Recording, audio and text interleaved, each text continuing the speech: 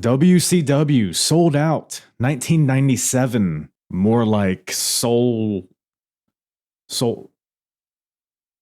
horse on this show. The first ever NW themed pay-per-view. Yeah, they did multiples of these. So there's NWO matches all throughout the show. There's ladder matches. There's a beauty pageant of some sorts, if you want to call it that. There's main event non-finishes. There's people getting run over with motorcycles. What the are we doing? Well, we get into all of it and more right here on the Apron Bump Podcast. It's the hardest. Talk around and disregard it. Strip you off the ground, show you what hard is. Standing strong and proud, nothing can knock this. Let's get it started.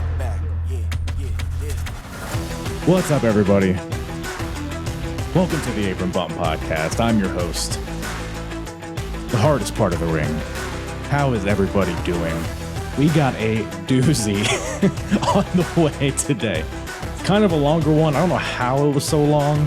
There was just so much just tomfoolery to get into. So I'll keep this brief. But we got WCW sold out 1997. The first ever sold out of like 3 or 4 of them, which I think the podcast speaks for itself. There's a lot of parts of this show that I commend, that are actually very interesting, that are in ways entertaining. That being said, this show was a fucking disaster.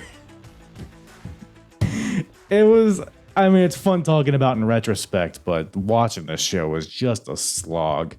Like I said, though, there are some good elements of it. We get a fun ladder match between Eddie Guerrero and Syxx, aka Sean Waltman, X-Pac.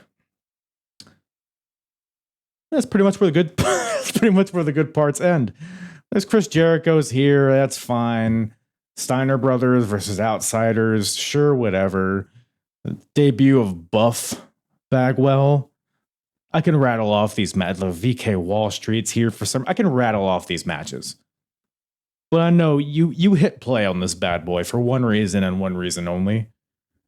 And that's for Miss nWo, which... Jesus fucking Christ. Miss nWo. It is what is, I guess, fans applied to be a part of this, quote unquote. And we have this, look, you know what? I don't want to be too duplicative of what we talk about in the show, but it couldn't have been more poorly planned, more poorly executed. It is not a good look in hindsight, or in, even putting yourselves in the shoes of the time. It was just bad all around.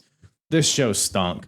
How much did it stink? Well, you're going to have to stay tuned to the end of the episode, where the hardest promotion battle of 1997 continues, where we have WWF, WCW, and ECW, and we see which company is doing the best at this point in time right here. Still, in the beginning of 1997, end of January.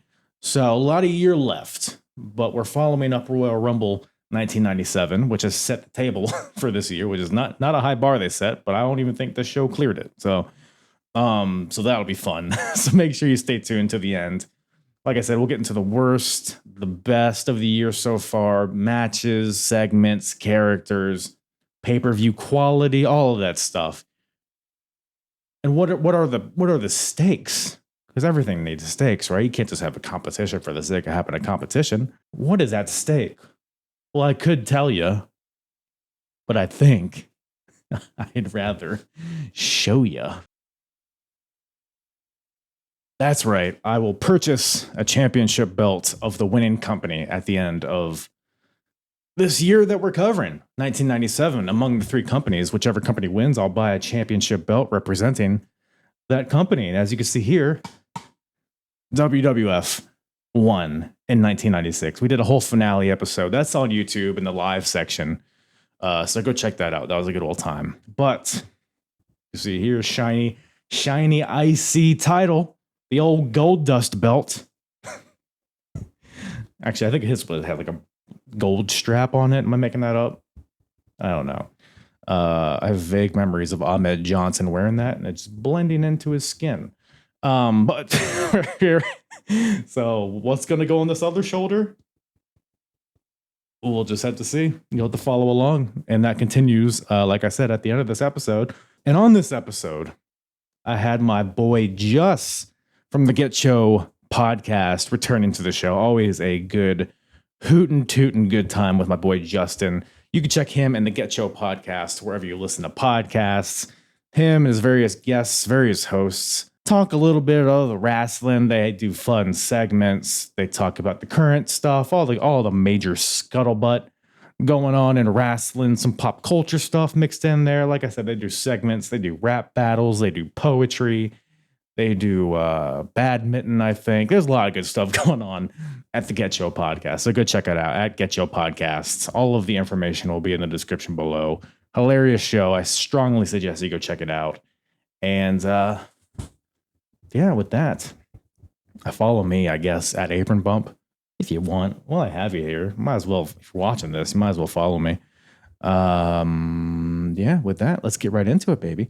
WCW sold out 1997 with myself and Juss from the GETCHO podcast. Unfortunately, no Hulk Hogan reference today. Well, kind of. Well, no Hulk Hogan reference. Hollywood Hogan reference. So that's the loophole. We're good to talk Hollywood Hogan. Because he is a man of loopholes, remember? Because it's not Terry Bollea on camera. It was Hulk Hogan on camera. That's a really good point. Should have had that sushi. Well, the whole show is like black and white, so this one's not racist, right?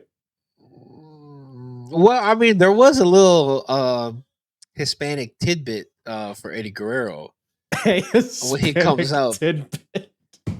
I don't think that was him doing the voice, though. It wasn't him. It was I think it's Nick Pubes.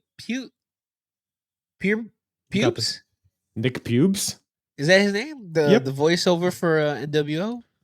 I have no fucking idea. Nick Pubes. I probably botched the name. It doesn't matter though. It doesn't matter.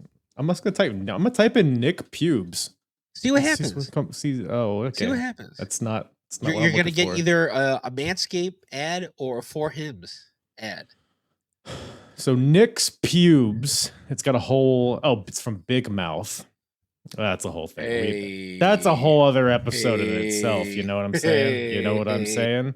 But speaking about Big Mouth, we both got to put our big mouths around this show. You know what I'm saying? Sucky, sucky, quack, quack. Just like how some of the women for nWo nominees had some big mouths.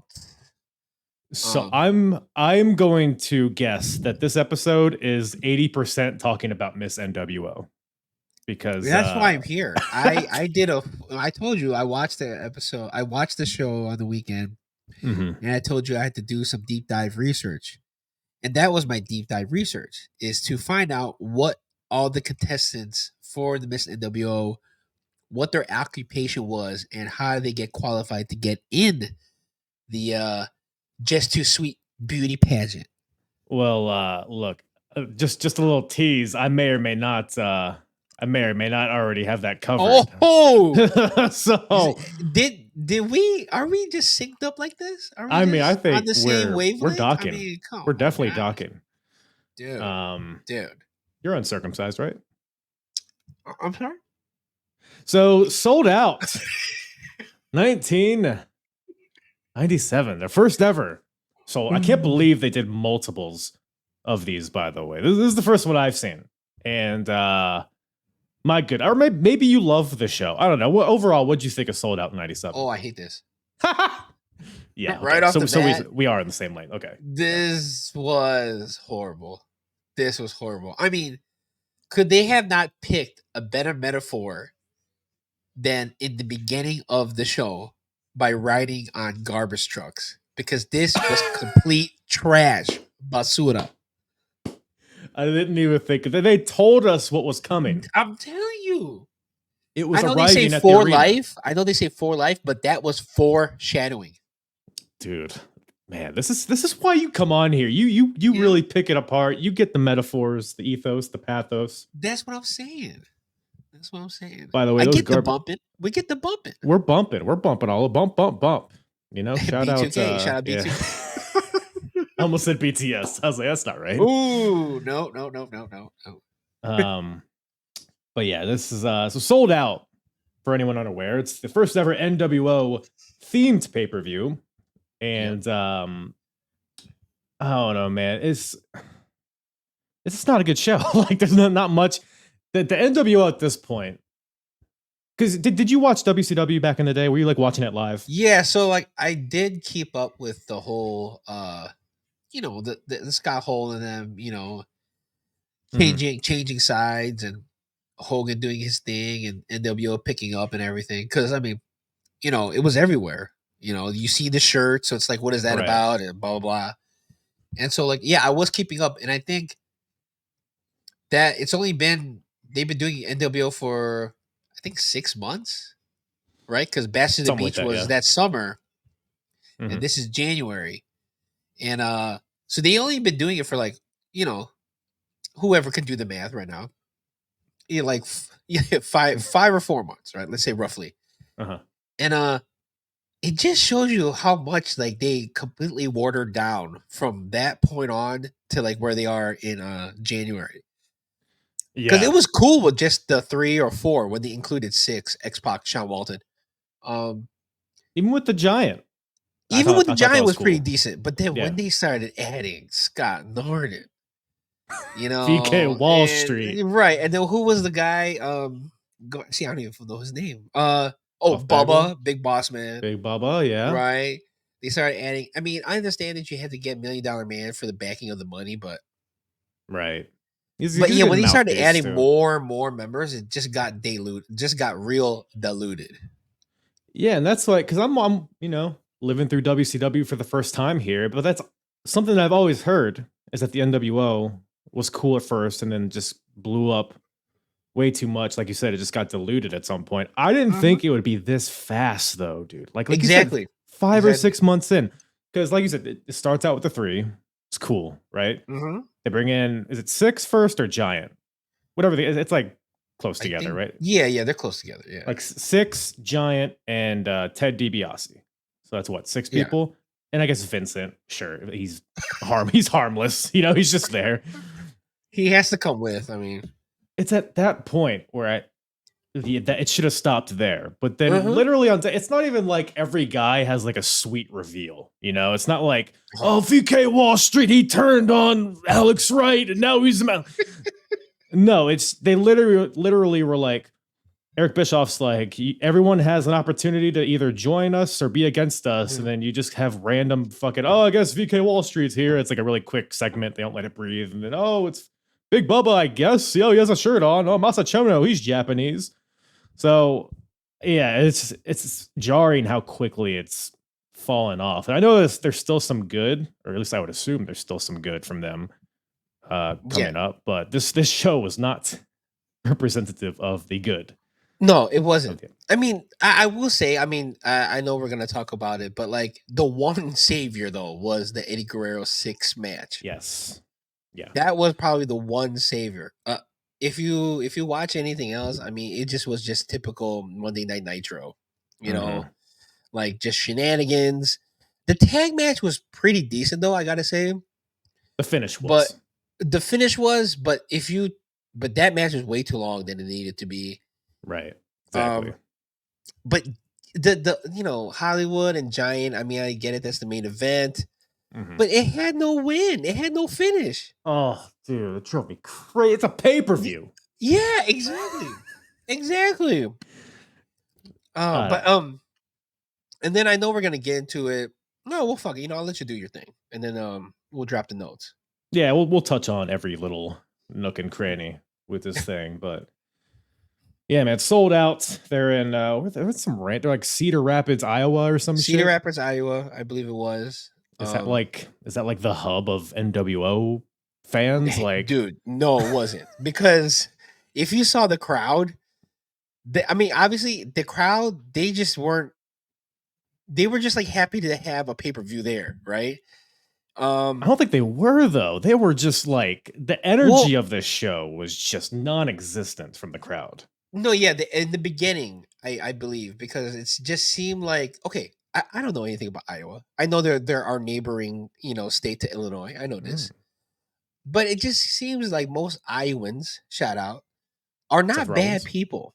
Seth They're Rollins. like pretty Seth Rollins. They're pretty simple, right? When it comes to things, right? They're fucking They're stupid. do-gooders. Yeah.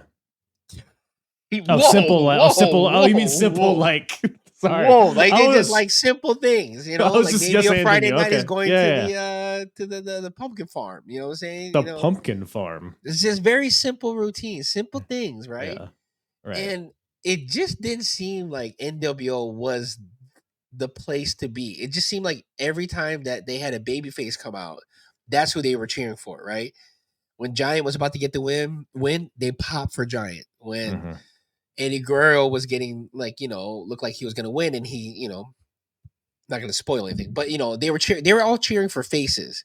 Right. When it's weird where it's like, this is an NWO pay-per-view, so shouldn't the crowd technically be on NWO's side? Yeah.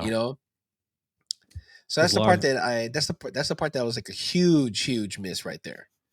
So, well, that begs the question: where do you think the show should have been? Like, where in the world do you think the most NWO fans are? I think definitely East Coast, like somewhere like Philly, Yeah, maybe Northeast New York, somewhere, New York. Yeah. New York definitely.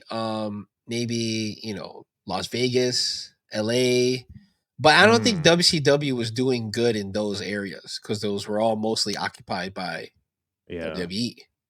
Yeah, I feel like even at this point, WCW is still like a kind of a regional territory. Obviously, like Mostly Southern for sure. yeah, coming out of Atlanta, I guess they didn't really branch out much up to this point. So yeah, I guess that makes Las Vegas. You said Las Vegas. I was like, oh, that would have been the fucking perfect place. But That would have been I don't know. because like I know that Eric Bischoff's big thing is that he loves to ride motorcycles, and so Sturgis is in Colorado, I believe. I don't know the geographics because I It's don't one of the fucking care. Dakotas. I think it's South Dakota. So yeah, because I don't fucking care about Sturgis and all that shit. But like, but but for the people that do, I know if they had Las Vegas, they could have went to Sturgis and did the whole thing there. Because Road Wild was Hog Wild, whatever it was, both of them. Wild and Out. I don't know. Wild it out. Like, shout out to Cannon. Shout out, he got a kidney transplant. Shout out. And used to be married to Mariah Carey. I don't know how that happened, but I don't know. Got a lot of kids. Just how I don't know how that happened. I don't know how this pay-per-view happened, but we're here. So we're here. Yeah, we're here. I don't know how we got here, but we're here. Hmm. Yeah, just a very interesting concept of a show, a faction having its own pay-per-view, which I like try to put myself in the shoes of this time. Or just like in pop culture, like you look at the crowd, there's NWO shirts everywhere, not just the show, but any Nitro. Like the NWO is hot. ECW spoofing it with the BWO. WWF is referencing it on their show. Like it's taken over the wrestling world. So it's a huge thing. I just don't the and if their whole gimmick is that they're separate from WCW, I guess it makes sense in the kayfabe, but like just because you can do it doesn't mean you should. Right. But they did it for several years, so I don't know. Maybe it got better over time, but yeah, this is a no, I don't know because I was at this time because my age, right? I am definitely one of the ones that lived through the whole Monday Night Wars, right? As a child or as a preteen, and so like I remember when it was all about NWO versus WCW and then WWE, right? So I remember when like DX was hot and then there was NWO. If you look at because I think you're going to anyway, like if you look at like the way the factions were set up in WWE, they were far more structured than NWO was, and they were definitely a lot more, how do I say, more representative of the late rebellious '90s at that time, because that's I mean NWO tried to, but like we were just talking about, like it only lasted seems like 4 months, right? And then they got the Wolf Pack. Then they have to like fight within each other, and then it's just then you got Kevin Nash and Scott Hall trying to talk gangsta. Well, that's good. Fubu Nash, I'm a big fan. Hey, Fubu Nash is goated. I will say Fubu Nash was goated. You know what I'm saying? Yeah. But they're they were doing lines like no diggity. Right. Conan was coming out with like the bowdy rowdy because I know that was Master P's thing, and so they were trying to reflect.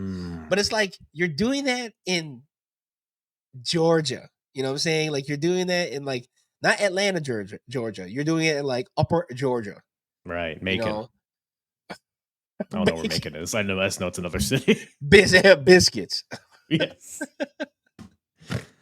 But man, we should I guess we'll just get right into it. But Oh, okay. Yeah. so yeah, you brought it up. The intro is just hilarious. Them riding in on garbage trucks. Which, by the way, I've heard like Nash in interviews talk about how miserable this was because it was cold as shit. And they're in Iowa. It's January, so just having that knowledge, watching this makes it even just way more funnier. Midwest winter is not for the weak. You know, Yeah, I wouldn't imagine. It's not for the weak. Yeah, like the visual's cool, right? I had high expectations. Yeah, the visuals look nice. Black and white, garbage. Trash. Yeah, garbage. Why? Is that supposed to be like a tough vehicle? Garbage trucks? I guess they're durable, huh? I don't know. Well, I mean, like they're making. I know that, like, couldn't they use what's his name? That was a garbage truck gimmick in WWF. Duke the dumpster Drosy. What's he doing at this point? I don't think he's still with the Fed. He should have been driving and been like, "Oh, sweet man." That would have turned this whole show around. That's the ingredient it was missing. But cool little intro here. The black and white. You have Eric Bischoff and kind of all the NWO guys having their little voiceovers. It was like, it's cool. Okay, this embodies what the NWO is trying to portray. I dig it. Cuts through the arena. It's a cool look. Like the stage, I thought was really cool. I like the stage too. I like the stage. Steps, really tall test. It's like WrestleMania 39, but black and white. It kind of reminded me of. It was just as good, just as grand. With the steps. Yeah, it's the same thing. I thought of the stage looking like early 2000s Super Bowl promos. You know what I'm saying? Like this, the you know how they had the halftime shows back then? Like that's what the stage kind of reminds me of. You know. Too bad none of those gals on the bikes lost their top. Like what's her tits? Janet Jackson. Would you want to see that though? Respectfully, would you want to see that? The winner missed the gal that ended up winning. I would have loved to see those. You would love to see that? I mean, yeah. Milk. I mean, the milk is powder at that point. Oh, it's evaporated. It's evaporated. Okay. It's definitely curdled. You're not wrong about that. No, dude. And then the other ones are like condensed. You know what I'm saying? Condensed. Yeah. Milk, you know? Yeah, it's not good. Nothing I want to put in my coffee, that's for sure. Hey. But again, cool look. The stage, that being said, pretty modern too for 97 with the screens and the sleek looking steps and the bikes all around. It's kind of cornbally a little bit, but it's like whatever. You got the speakers that Eric Bischoff and Ted DiBiase, who are the commentators for this show, which that is just horrendous. Well, did you see like what the hell was like? Well, they call him Trillionaire, right? Trillionaire Ted DiBiase. Yeah. I don't know if his cord for his headphones were too short, or he just fumbled the microphone and the headphones. But it took him a while to put that on. Well, he's not a commentator. He doesn't know how to use headphones. He's all about whatever he does. I'm like, this is setting the tone for the whole show. Just no structure. Just do whatever feels right, you know? Yeah, it's just like Ted wasn't good. He was not made for commentary. He's good. He's like good, wrestling promo guy, but that doesn't always translate to commentary as exhibited here. And Eric Bischoff, still newly heel. So I think he's still trying to get his feet under him in terms of like what this character is. But you like watch here and watch where he would be like in WWE in the early 2000s. Like it's like night and day. It's for sure. Really, and then how he was too, like, because I think he was like the straight guy in commentary, right? He was like the play-by-play mostly. Yeah, they're both kind of straight-ish, as straight as one could be, I guess. Straight as edge. Okay. So like the thing that I noticed with him is that he tried to keep the whole heel persona as Eric Bischoff, the member of NWO. And as the match went on, I think he just was like, okay, I guess I'm by myself here. Because Ted wasn't feeding anything other than So then I felt that he just went back to being old Eric Bischoff play by play, and then he realized, I gotta make fun of these guys because I'm supposed to be a heel. this has got to be exhausting after a while. Like, how long Yeah. can you push? Because he's like forward that? he's almost like complimenting the NWO opponents, right? Like, Mhm. and then you're like, wait a minute, is he supposed to be a heel commentator and just be talking shit about those guys? But he's like, oh, DDP with a nice suplex. Yeah. But not as good as Scott Norton. Like, he just remembered, oh, I got to be a bad guy. Yeah, I guess he had to stay kind of neutral to cut just for the sake of like, I guess, yeah, not taking away from the action or lack of action that was going on. Right. Which Oh yeah, lack we- of action for sure. we open up strong. Well, actually, we open up kind of. I'm not strong. It's not a bad match. Decent, up. decent. About as good as it gets as far as like regular wrestling goes. We got Chris Jericho, the Learning Tree, Oh, taking on I think he's the learning Masahiro. roots right now. He's the learning roots. Learning Educated sapling, roots. What's square that? root, Square Hmm? root. Oh, educated sapling. What's the parameter? What's the parameter here? What's Oh, the man. equation that we're solving here? X or Y? Yeah, I think Ohm's law comes into play. I don't know. We'll have to do Ohm's our law. Oh, I need my statistician. TI-83. I need my TI-83 for this. Ooh, we dust that bad boy off.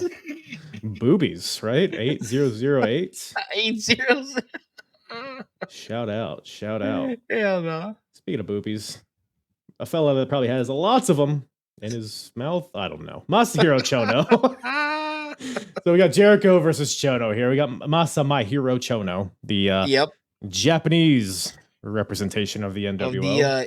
Of the Japanese sub brand of NWO. Yeah, he's spreading the good word out east. Godzilla. Yes, all that yes, stuff. yes. He's a disciple. He's a disciple. Of, Whoa! He's not the that's Beefcake. Oh, that's right. Oh my gosh, you're right. Come on now. Come on. They're How not did even kind of similar. I forget. Beefcake isn't even a little bit Asian, I don't think. No. Well, with the facelift, he okay. Tighten things up a little bit. We can say that, yeah, and y'all can laugh Yes. because we said that. All right. Yes. So You're invited to the barbecue or whatever the Asian equivalent. You're invited to the Korean barbecue. it's not even our barbecue. Yeah, we're not invited, but you probably are. So Nick Patrick's here. He has a hat. Dude. Nick Patrick's got to be the workhorse of this entire show. I'm no, telling you, the there's not a lot of MVPs awards I want to give up for this pay-per-view, but if there's a nomination, he definitely gets it, man. I mean, his arm has to be swollen up by doing these 3 counts. stupid. I have to fucking endure, as if this show isn't a shit show enough. I have to endure this stupid ass pin cadence all night. Well, okay. Every match. Did you get annoyed with the pin, or did you get annoyed with the voiceover just being like loser?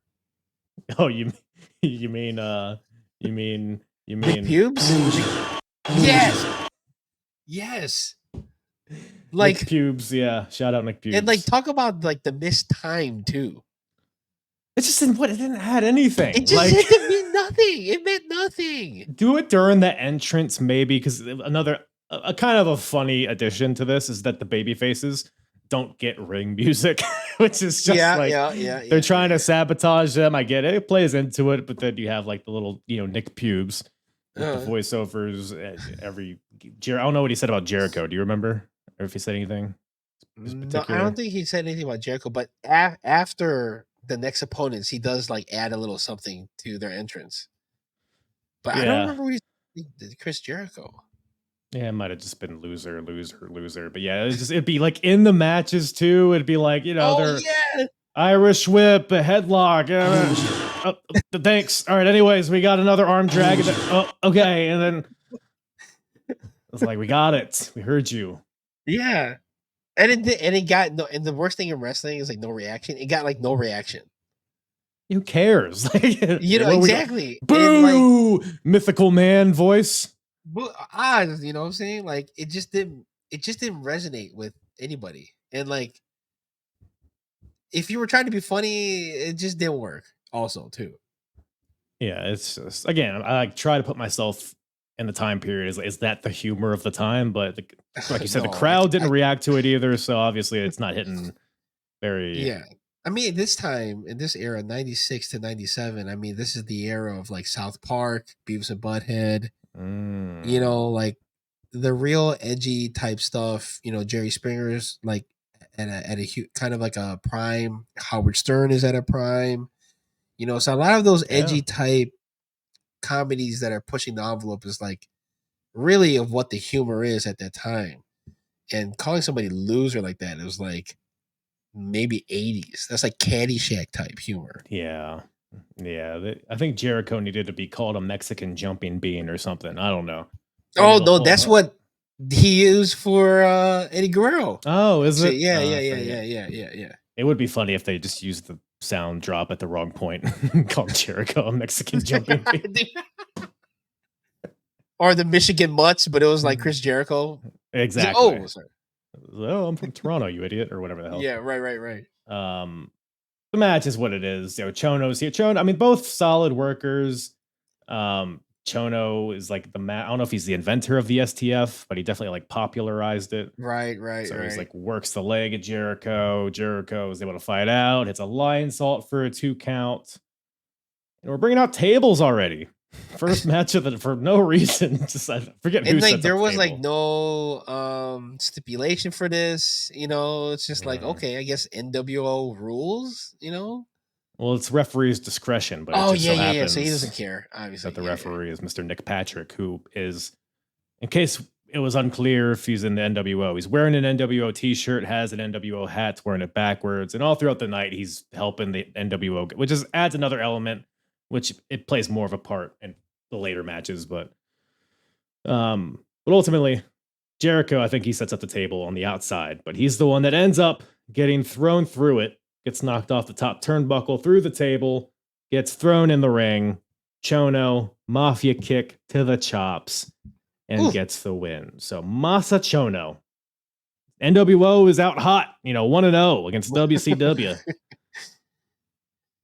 My thing is, did you see the botch that that Chono did like at the apron? I don't know if he was trying to do a crossbody or missed the footing, but like he totally botched like doing something from the top rope. I'm gonna call this the McDonald's ice cream machine is broken, because you expect to get the ice cream from McDonald's, but they tell you it's broken, but it really isn't, which is very similar to this match. On paper, this looks like it's gonna be dope, right? But it ends up just being shit. Right. It's just like, I don't know what was the chemistry here, and it's like Jericho has wrestled in Japan, so I'm sure he's familiar with the wrestling style, and I don't know if Masahiro Chono was just not with it, you know. So it's just a cold match. I don't know. Like it was a little clunky at some points. It wasn't offensively bad to me, at least in comparison to some of the other matches. But yeah. Just like I said, there's no energy either in the crowd. So it's like if you're working off of that, like true. It's only downhill from there, folks. Don't you worry. So time for the opening ceremony here. We got Miss NWO. What's Miss NWO? Hardest part of the ring? Well, let me tell you. So it's we got a bunch of gals who I guess applied to be a part of this competition, which occurs throughout the night. In between all the matches, we got interviews. We got all sorts of shenanigans, which we'll talk through as we go through the show here. But we start off. Eric Bischoff and Ted DiBiase are taking a look at this photo slideshow of some of the submissions provided to them to be a part of Mrs. I don't know. Look, okay, first of all, this lady. I'm so glad you got these. How old do you think? How old do you think this lady? Dude, she looks 13. Dude, I said 12. I said so. Okay, we're right there. We're right there. Definitely not of age, but she applied to be a part of this. I don't know if she's actually there. This is her first dance at elementary school. Yeah. And then this lady got some mom trying to be a part of this, and then I mean, it's like, look, you didn't even think to cover the background. Like you're just at somebody's desk. You know what I mean? Like, well, it gives it some ambiance. But this lady's, hold on, I got the commentary here. I forget what exactly they say. Family, now her I love. She was from Wisconsin, man. She could cut wood. Yep. Looks like she eats a lot of cheese too. Looks like she eats a lot of cheese too. What cheese do you think she eats? From under. From a Munster? From under. From under. From under these nuts. So we got this lady. Soft spot in my heart for women. Quite a handsome woman. Got this lady with what the fuck is this dog, by the way? It looks like CM Punk's the dog just doesn't want to be there. And there's nothing worse than taking pictures in front of bad linen. You know what I'm saying? I'm telling you, the cotton ratio is not good. I could tell here. No, it's very bad. You know what I'm saying? It's just not good. You know, yeah, the hair is what's going on with the hair.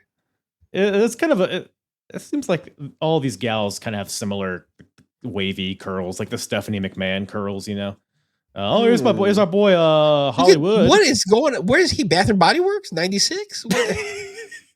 Yeah, are those? What is going on? It might be. I don't know. Some sort of meet and greet. She does not look like she wants to be here. You know, her husband grabbed this photo and sent it in without her knowledge. Oh my goodness gracious! I think it's Hogan's mom, I think. And all right. It looks like Madonna cosplay. Looks like Jack Perry a little bit. Okay, see, the other thing too here is like I want to point out the penmanship is not the greatest. You know, dear Mr. Bischoff, do you think this is like what actually was sent in? Well, I don't know if it's somebody's handwriting needs to be fixed here. That's all I'm saying. You know what I mean? Like, yeah, that's the issue. You're right when you put it that way. See, if you go back to that, can you go back to that for a second? Yeah, I'm sorry. If you go back to that letter, mm-hmm. right? There's a part there that says she thinks. So isn't it like who is this letter? Who wrote this letter? Because it definitely wasn't a contestant. If they're saying she thinks, does that mean that she's writing it for somebody? That's a good point. I didn't really think to actually read it. She thinks if you're not a fake blonde with implants, she won't get picked. But as her best friends, we know she's, and it's cut off. So somebody wrote it for her. Somebody decided to. Is this pitch herself into the contestant? She didn't choose to be there. I don't think this is human trafficking, but I think it's a branch off of it. I think this is not does not seem kosher to me. Yo, are we doing our own version of Unsolved Mysteries right here?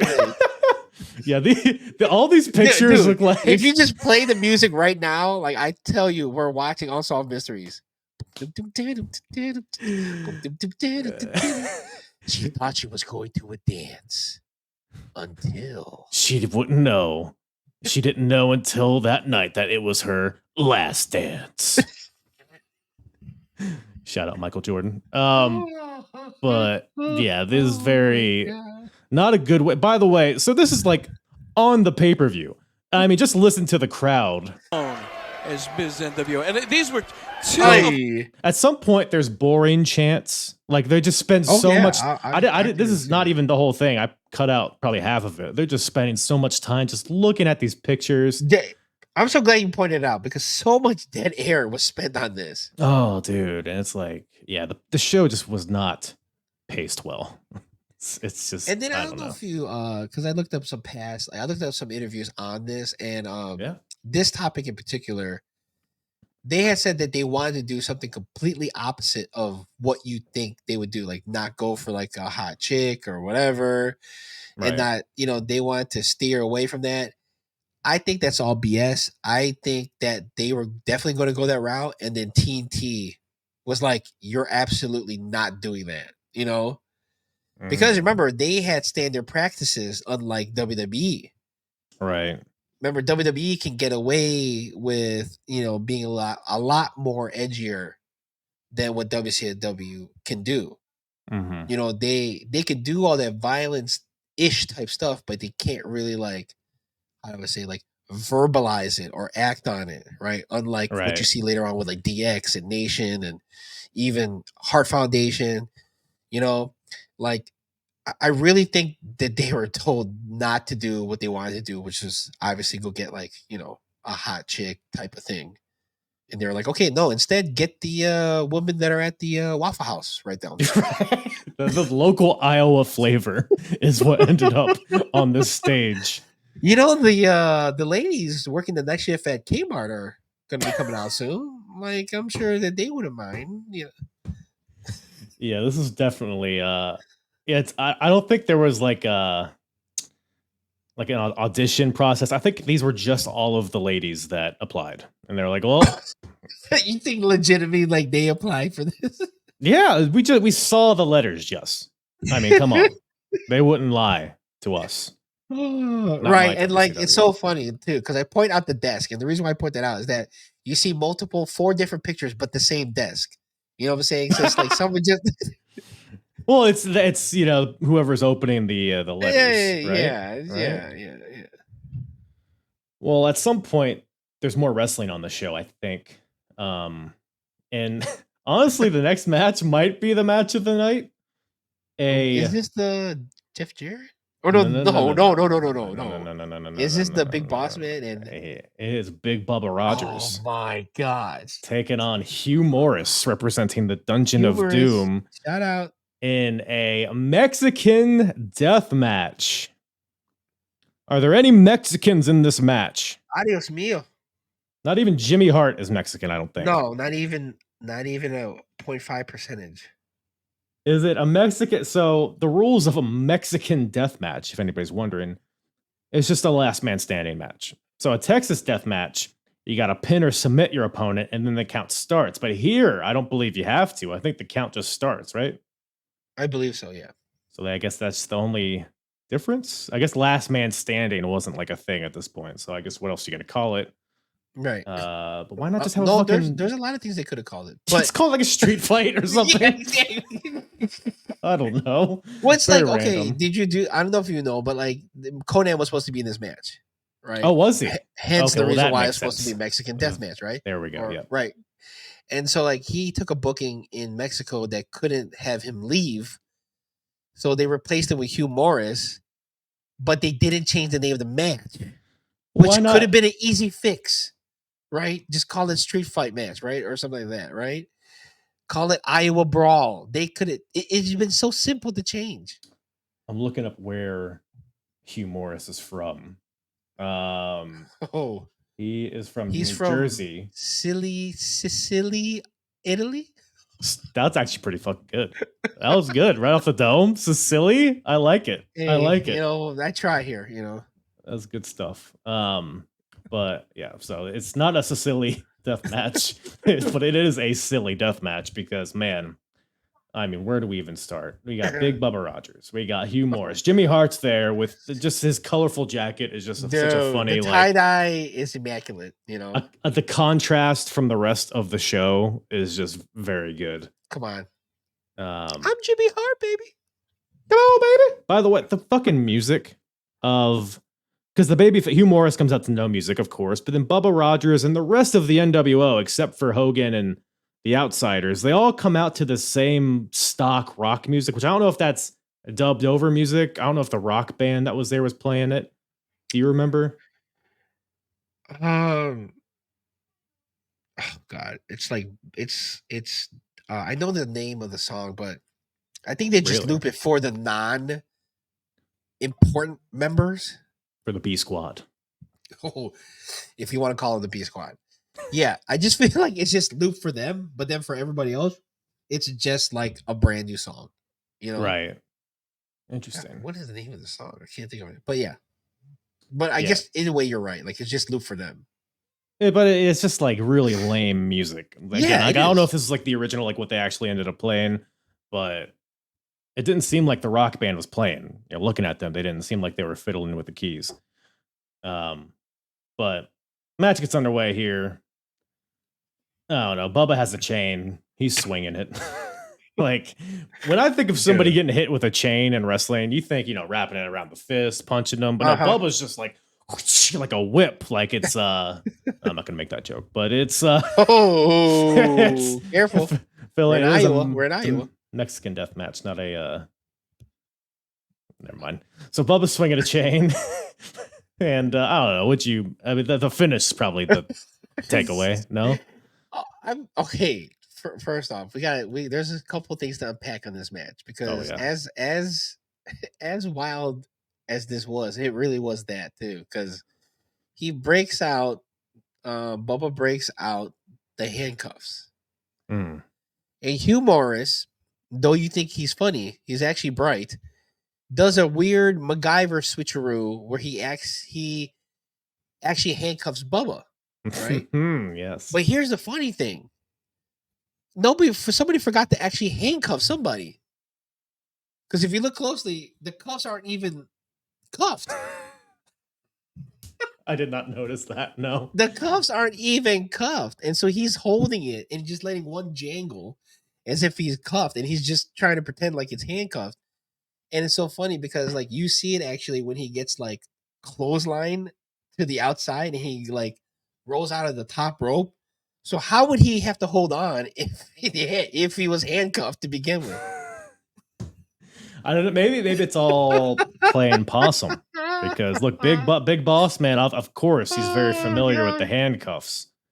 So if anybody knows how to manipulate and defend, and his big leather daddy, Big Bubba, knows how to use some handcuffs, whatever occupation it is, day or night. Come on. He carried that nightstick for a lot of years. Oh, yes, he did. Yes, he did. Big girthy nightstick.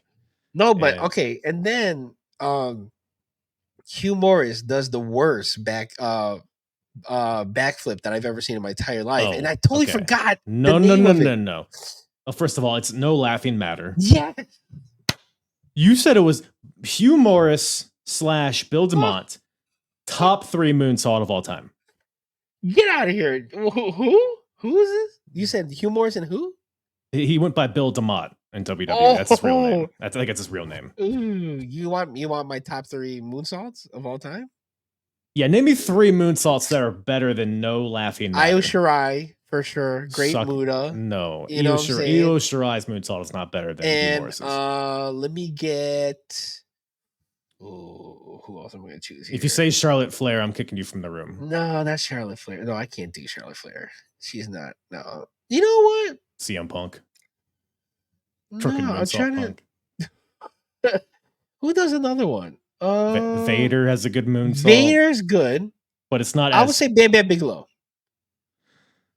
But his is kind of crooked. Like I know it's kind of crooked. The impact is good. Good impact. Him and Vader have good, impactful looking splashes. But Hugh Morris had the impact, but also the grace. I would say Keith Lee. Okay. For a big guy, he really flipped over. I think Hugh Morris had a little more airtime, though. I don't know what to do a side-by-side comparison. I think the tie-dye was the one that kind of got you looking like you think it like hypnotized me and made me think it was good? That's actually a good point. I never really thought about that. I mean, my gosh. But then he tries it again on the outside and he just fucks up so bad. Yeah, he did not have confidence because he hits this moonsault. Air, no air there, No, that was a Bam Bam moonsault. What he did on the outside. And let's talk about Bubba just taking a motorcycle, taking one of the Miss NWO's motorcycle, just running his ass over for the win. Love it. Fucking this match sucked a bag of baby dicks up until that point. That Bubba running this dude over with a motorcycle to win a match made this match of the night. I mean, sensational. Okay. You got all these bikes around. If nobody got run over on this show, that's a horrendous missed opportunity. But Bubba took his opportunity. True. If there's any spot for manslaughter, it's the second match. It's of the show. Who gives a fuck? Last minute replacement match, Mexican death match with no Mexicans. Let's run a guy over with a motorcycle. What the hell is happening here? And we're only in the second match of the night. And that's what I was saying. I'm like, okay, how's this gonna end? And I'm like, whoa, is he gonna do? And then right before I even thought about, boom, he hits him. Like, oh shit, he hit him for real. And everyone talks about the time that I think, who was it? Jack Perry or somebody that got hit in the golf cart, or Sammy Guevara, whoever weird ass. Yeah, Sammy Guevara did too. Yeah, and then Kevin Owens got hit too by Roman. None of that compares to this. Yeah, I would say this is by far just as good as when Rikishi hit Stone Cold Steve Austin. I was about to say, is that better or worse than that? Because it's on par. It's on par. That's the measuring stick for sure. Stone Cold going tumbling over a car. Yeah. Because Hugh Morris looked legit hurt after that fake out no laughter that he tried to do. And then you have Bubba coming in full speed, I will say, almost with the motorcycle. I mean, it was probably fucking hurt from that moonsault he tried to do off the stairs. Yeah, onto exactly. whatever the ramp is. Yeah, it was not good. Not good. But overall, this match was a net positive due to somebody getting run over with a motorcycle. So, oh my gosh, I'll allow it. Allow it. Big Bubba. So NWO's 2-0 on their own pay-per-view. It might be a little suspicious, but I don't know. It's just how the cookie crumbles. I mean, Nick Patrick didn't have to do anything in that match. Well, there was a bit. It was funny when because Hugh hit the moonsault in the ring, Bubba was out. Nick Patrick's counting, and he's as he's counting, he's trying to revive Bubba. We're at 6. You better start getting up. So it was subtle helping, but yeah, it didn't. I missed that. He was good stuff. He had little gems all throughout the show. This Nick Patrick. Oh, dude, just the unorganization. Yeah.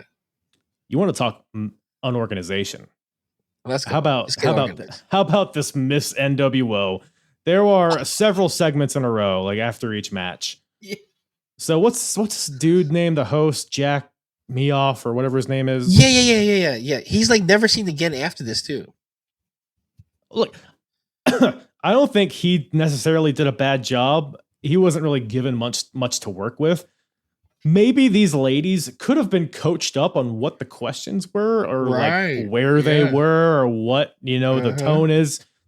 I don't know. Maybe they were coached up. Let's take a gander and see if they were prepared to answer these questions. Let me ask you, what does the term NWO going all the way mean to you? Fellatio? Fellatio? Is she going for fellatio? Blowjobs right out the gate. How would you answer that? Let's all take turns to answer this question. How would you how would you answer this if you had to feed her a line? All right, I gotta have him ask it to me. Okay. Let me ask you, what does the term NWO going all the way mean to you? Shitting on my dick and no, I'm a lady, right? Fuck, I already messed it up. So I'm a lady. All right, getting my poop on his dick. And then having this is so vulgar for no reason. I would just go super vulgar and ruin the show, and they'd have to cut it off. But it's what could be? What would your answer be? My answer would be just too sweet. To kind of go with what their gimmick is. Yeah. Going all the way, NWO. Yes. No. Yeah. I guess it's better than fellatio. Or whatever she said. Better than actually, fellatio. I don't know if it is. I think fellatio is the best. Is that a headband? Hold on. Because I think she meant fellatio. I think so. But the star of this segment, though, clearly is the kid in the back. Young Dexter Loomis. Young Dexter Loomis in the back is the kid. This lady's talking about sucking cock. With this... With what's Home Alone? Macaulay Culkin? Macaulay Culkin in the background. That's his reaction to hearing about fellatio for the first time. Mom, what's fellatio? He is very indifferent. He's learning a lot. He's learning a lot there. Might be. Oh, there's one more. Tell me, Kevin Nash is known as a big man in the wrestling industry today. What would you do to tame this big man? Anything it takes. Could you go into a little detail? Oh, you minx. Oh, you minx. What? The pause. Just the nothingness. Let's talk about how she has the Nasty Boys haircut. Let's talk about that for a second. She's the third nasty. The nasty girl. And then look at this broke ass Jack Ritter dude behind with the outsider shirt on. Yeah, that's when I think of Cedar Rapids, Iowa. That's what I think. That's who you think of? Not the guy in the sweater vest. No, that's that's kind of a sweater vest. I mean, that's definitely. That's clearly Michael Rappaport right there. Yeah, that could be. I was about to say he definitely kills and eats people, but whoa. It's either him or Michael Rappaport. I don't know. Whoa. There's a lot of. That's like a hair transplant from another body to fill what would be a bald spot for her head, but I'm not quite sure. I'm just saying. I don't know. Yeah, the hair is brutal. Brutal. This is okay. So, do you know how you would answer this? Well, let me get the question one more time. World of the nWo. Let's go over to number 2 here. Tell me, Kevin Nash is known as a big man in the wrestling industry today. What would you do to tame this big man? I would siphon all of the diesel out of his asshole. Yeah. I would say I would pump his jackknife. I like it. Oh, yeah. Blow his blow that horn. Beat Bob Backlund. I don't know. That's all I got. He blow his quad. I would put his quads over his head. That's what you would do.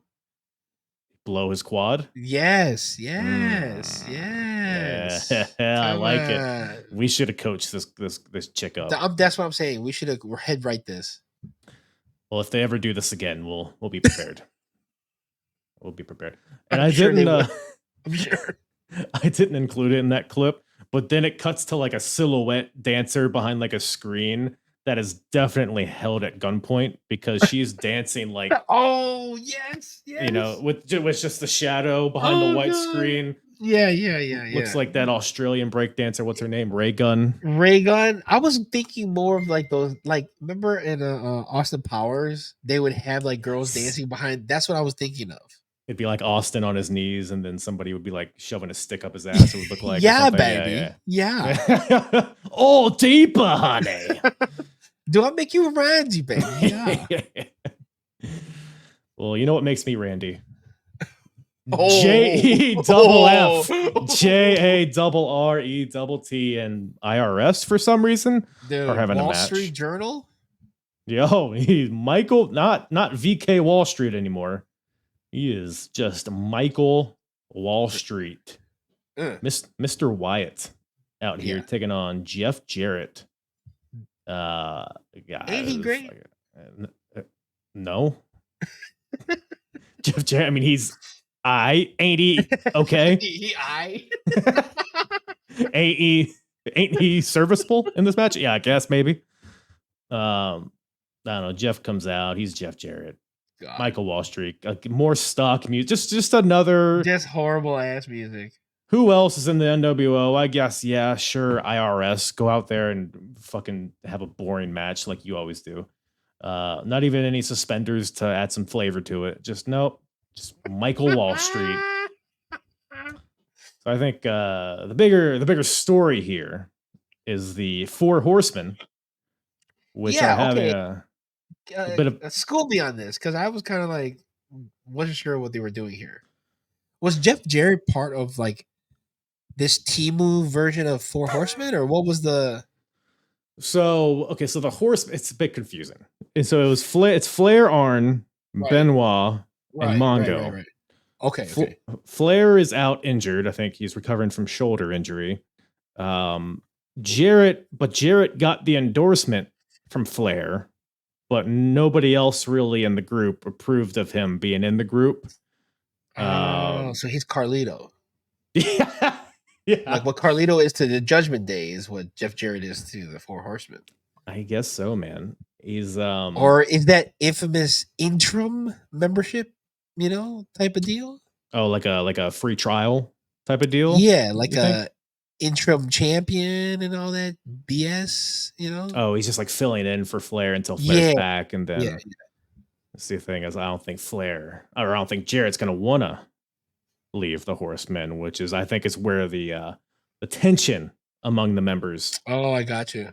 Happens. So also you're saying there might be a breakup within the stable, horse stable. Is that where stable comes from? Probably. Because Horsemen, that was like one of the first like big factions, right? Yeah, for sure. Man, that kind of blew my mind right there. I don't even know if that's true, but it's my head canon. We're blowing each other's mind. We're just blowing each other's mind. So we should also say throughout the night, there's also like a WCW wrestlers in the audience. There's like Harlem Heat. Oh There's, yeah. Sharon Montel shows I up. think like Alex Wright's there. So I don't Prince know. There's, Haku, like, I think, is also there too. yeah. But also, we got Mongo and his wife Deborah, Make Michael, are in the crowd. Horsemen members, and they're watching this with great fervor. I don't know. They're watching it closely, and Deborah is worried for Double J. She has a lot of empathy for this man, which is some foreshadowing, more foreskin shadowing there. Hey. Future pair, and match is happening. Not a lot going on. Nick Patrick's honestly probably the star of this match. He's like, Wall Street has the sleeper on Jarrett, and his feet are on the ropes. Nick Patrick sees his feet, and he's like, he pats him on the back. He's like, yeah, keep going. Or like Jarrett had him in the figure 4, and then Nick Patrick, the referee, pulls Wall Street to the ropes. He's, we got the ropes. Dragging him to the rope. Which is just like, I don't know, man. If the How does referees this become a tag team match? You know, it's like, how do you book around this? I don't know. Just maybe get some neutral referees at least, or maybe not have Nick Patrick for every single match. But I guess he added some color to this.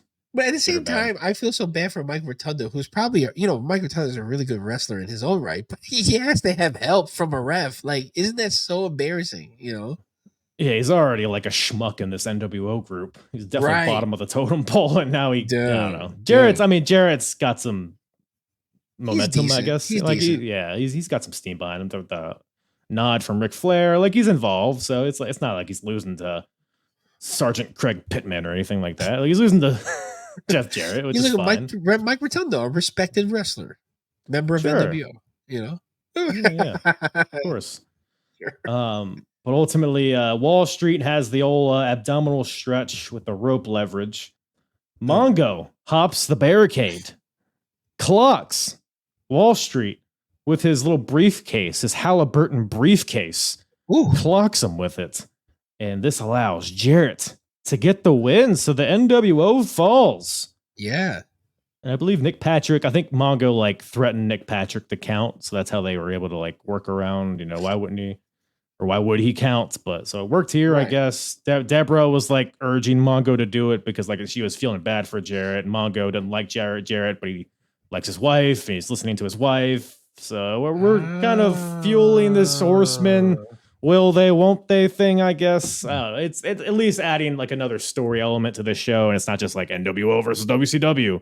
Right. The entire show. So I don't know. My thing was no one said the line for when Wall Street lost that the Dow crashed.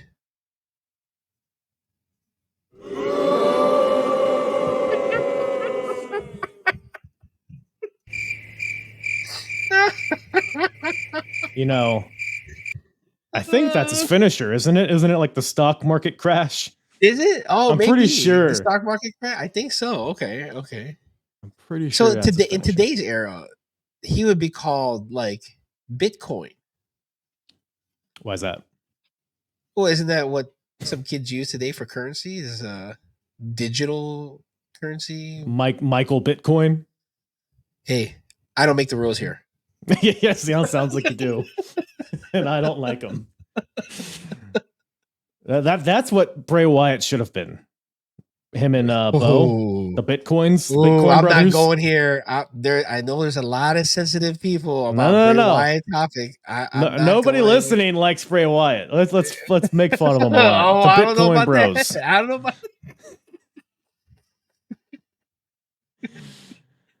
Oh boy. Well, let's get to some serious business here. Let me ask you here. Hollywood Hulk Hogan, he's got a lot of power in the movie industry. What would you do to be in one of his movies?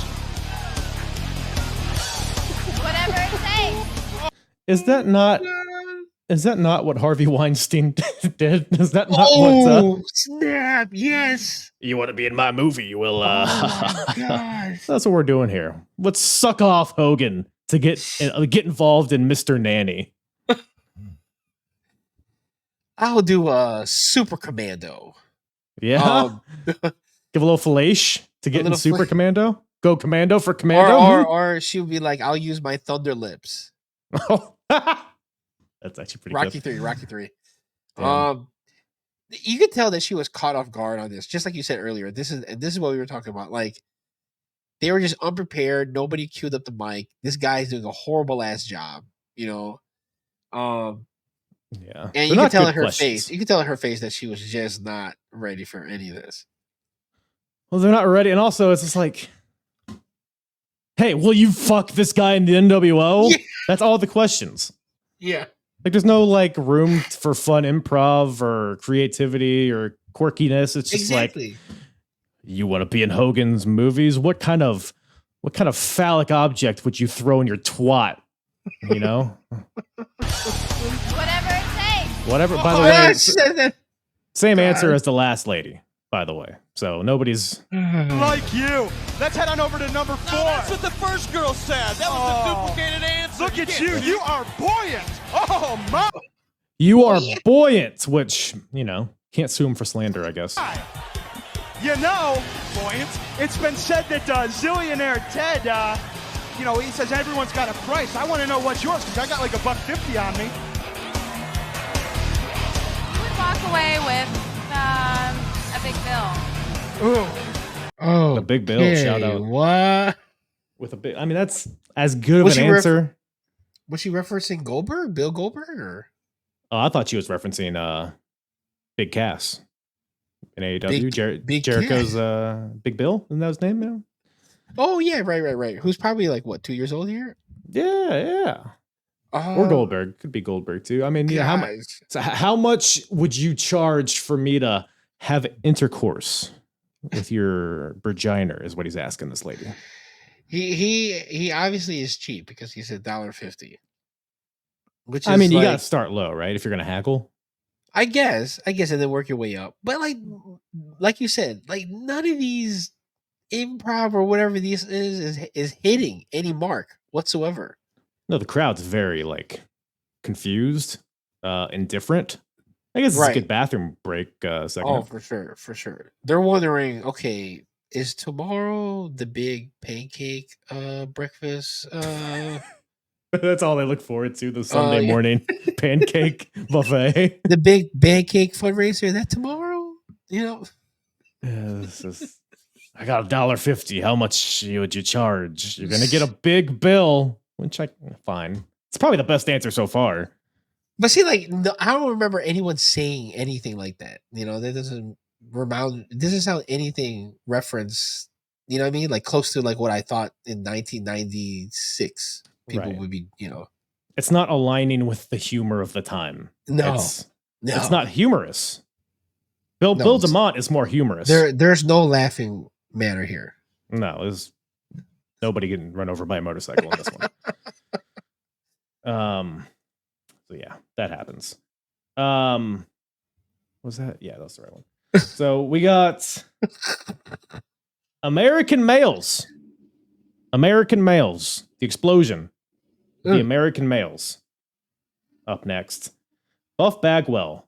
Debuting the name Buff here against Scotty Riggs. No hat yet for Buff. So now it's just Buff, no hat. So it's just like, what's his name? Marcus? Hatless. Yeah. By the way, there's a point where I really took notice to this like fishing pole camera. I was just about to point this out. Yep, but go ahead. What are your thoughts on it? You know, I understand that like they were trying to be innovative, trying to do something completely different from what WWE or WWF at the time was doing.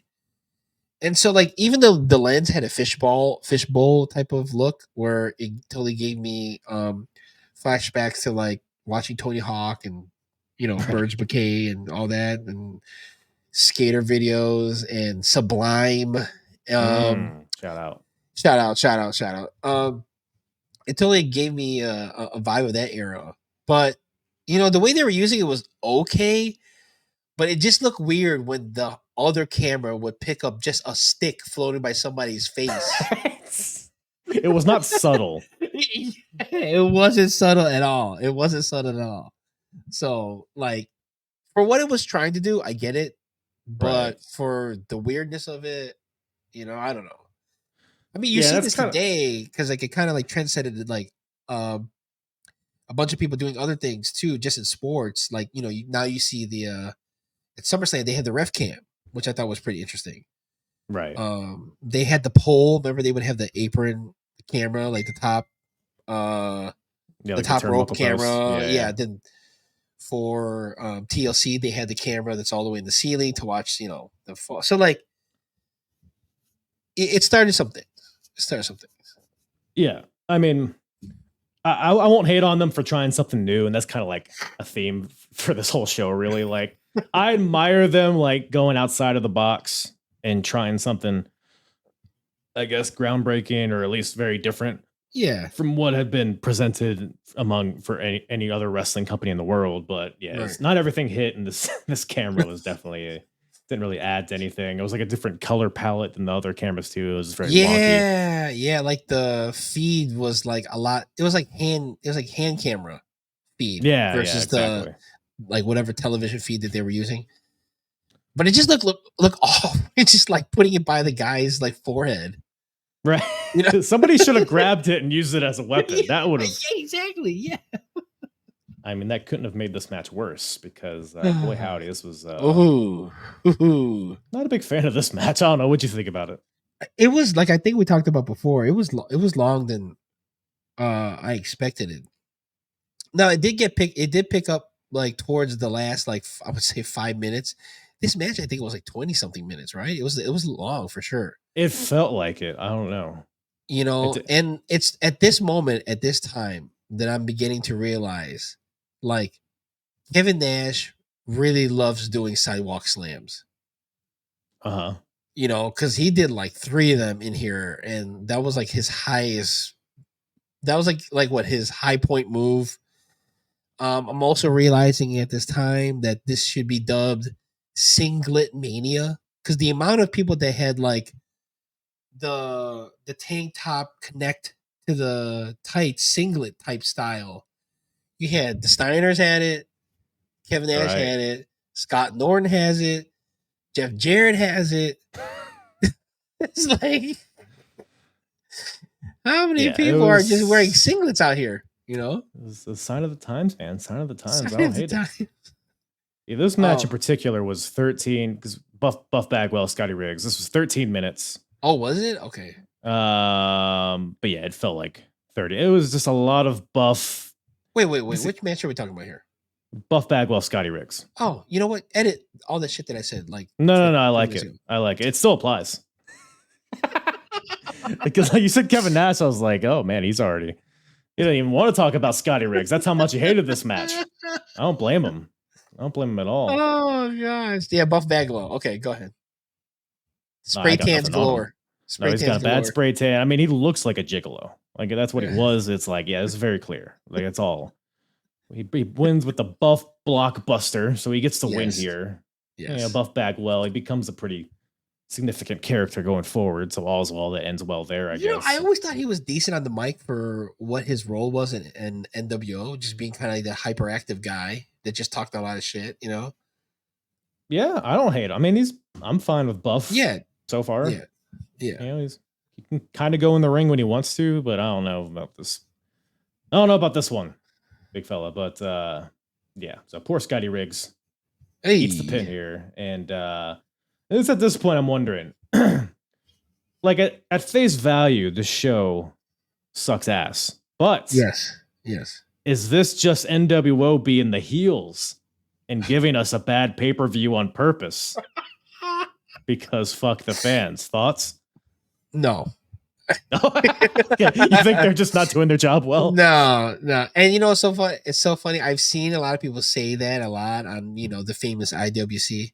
Right. That how they're always like, well, they're heels. You're supposed to not like it. No, that's stupid. Like, okay. When HBK was a heel, was he ever bad at wrestling? No. Right. Same thing with Triple H. He was a heel. Was he ever bad at wrestling? No. Same thing with Ric Flair. Was he ever bad at being a wrestler? No. So like, there's just people that are just bad in ring generals, and it shouldn't matter that if they're heels or not. They're just not doing good. Yeah. I mean, above all else, you're supposed to make fans want the babyface to win. Right. Whereas here, it's like, we don't care. We don't care. We just want you off my screen. Exactly. So, exactly. speaking of things I want off my screen. Well, we are about to enter the senior division of the Search Miss NWO. Senior Oh, the division. senior division. Well, let me ask you this. Describe for me the part of your anatomy that would best help you win Miss NWO. Now, what do they think the answer is going to be here? Fibia. My big fat pussy. No, like Probably my feet. my Wow. feet. Wait, what was the question again? Hold on. How you doing, darling? Well, let me ask you this. Describe for me the part of your anatomy that would best help you win Miss NWO. Okay.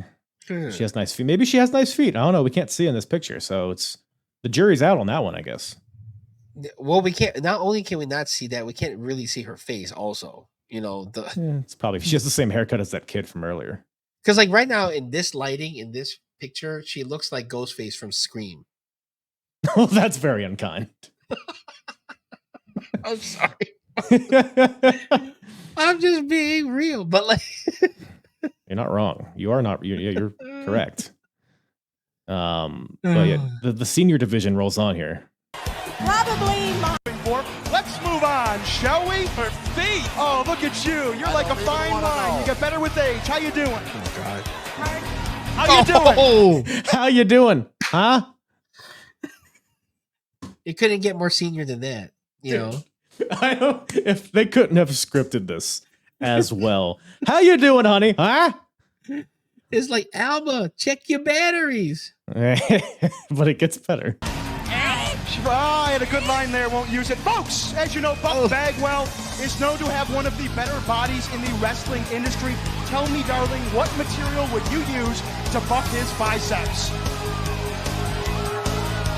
what? How would I explain this? Well, the miracle ear not turned up, but that's okay. I'm Her hearing aid's not turned up. Oh. This is the stupidest question yet, I think. It is.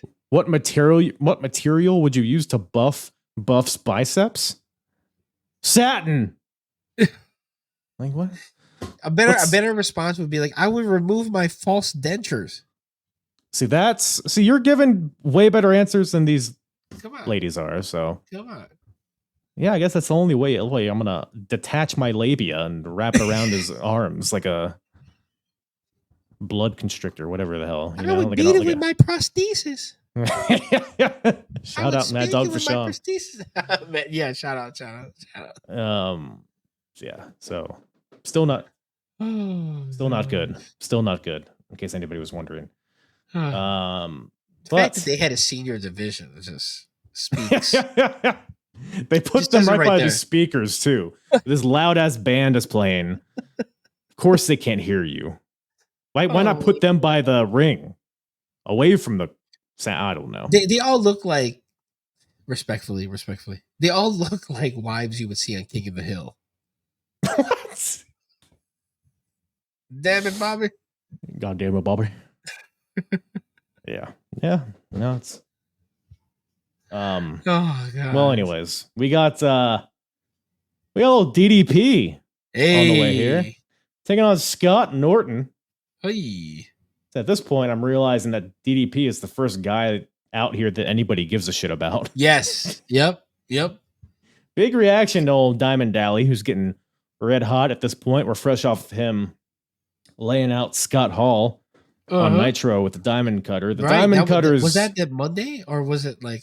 Oh, Yeah. it was right before this. I remember. It was like a week or two before this. Like we're pretty fresh off of that, and they Okay. kind of redo it here at Oh, the end. But oh god. the DDP comes out. Flash Norton's here, taking on DDP. You got a problem with Flash Norton? I mean, Issue. I just didn't understand like what type of leather did they use for their singlets? It was like shiny. It looked like weird tape on them. It just didn't look right, especially on Scott Norton. You know, It's like It's like faux leather. It's like electrical tape kind of thing. It's like it's not like made for athletics. It's made for other activities. Definitely not. It's definitely not. Like you see this on a side corner in Amsterdam in like one of those weird sex clubs. Like in windows, like in the window. Yeah, where you have to have like a safe word, strap you up to the machine, and right. Oh, I guess we've been to the same place. Yeah. Sounds I like you referred me. I think you got a little discount. Oh man, yep, 69% off. Oh, speaking of 69, I would love 69 Sting because he's here.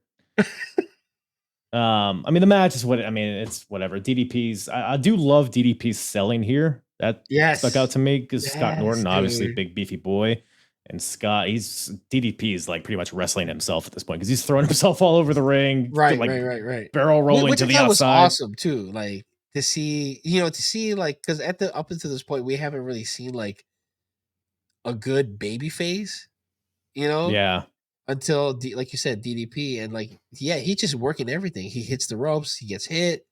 He does like 3 or 4 bombs that are just like bouncing off the ring. Like, you forget how athletic DDP really was. Oh, he's like hopping to the top rope to lunge at Scott Norton. Like he got like even because I've been following this timeline since like mid '94, and even back then when he was like nothing, he was still like whenever he had a match, I was like, oh, this dude like actually gives a shit. Like he's bumping, he's giving effort, like way more than anybody else on the card. Exactly. Yes, I guess that's why he organically got over. A big part of it, at least. For sure. And he's like smoking. Yeah, he's still got the goofy gimmicks. Like we're not quite hits like, in between. Like he doesn't want to give up the cigar quite yet. Hopefully, we're close to that. Hopefully, we're close.